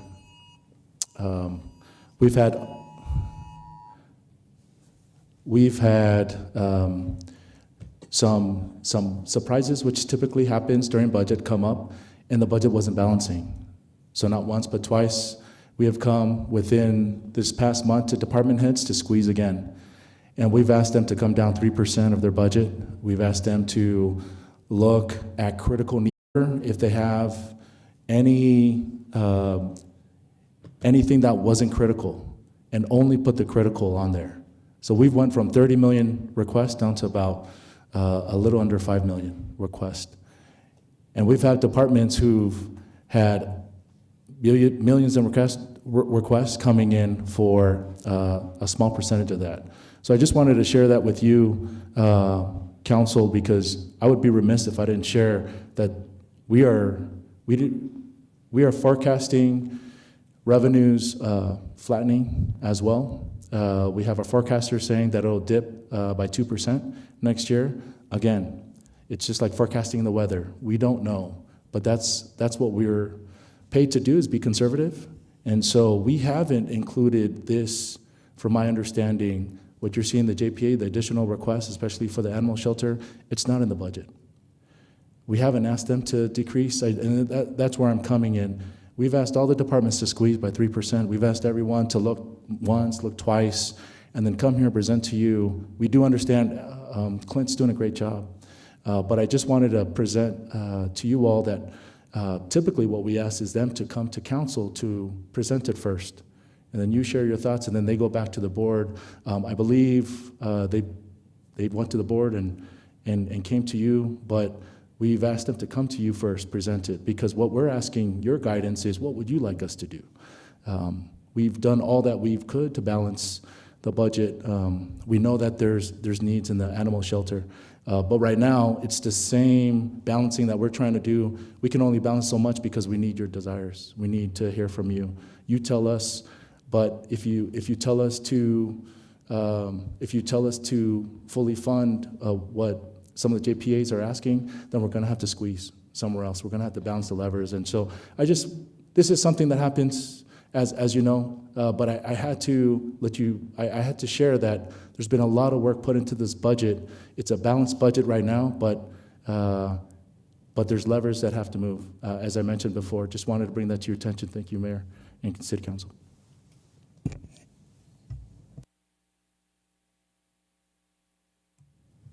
Any other comments, anyone? No? Well, thank you. I thank you for that, Ikani. I feel that if that's what the city organizations are doing, it should be the same for the JPAs.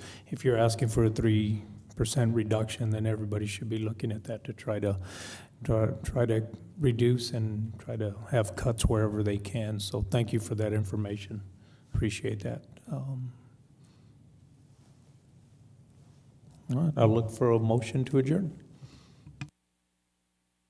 Move to adjourn. Seconded, Court.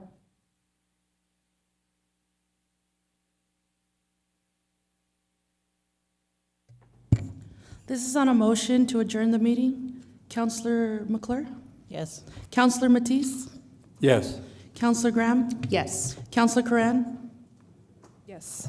Councillor Flores? Yes. Councillor Bencomo? Yes. Mayor? Yes. Thank you.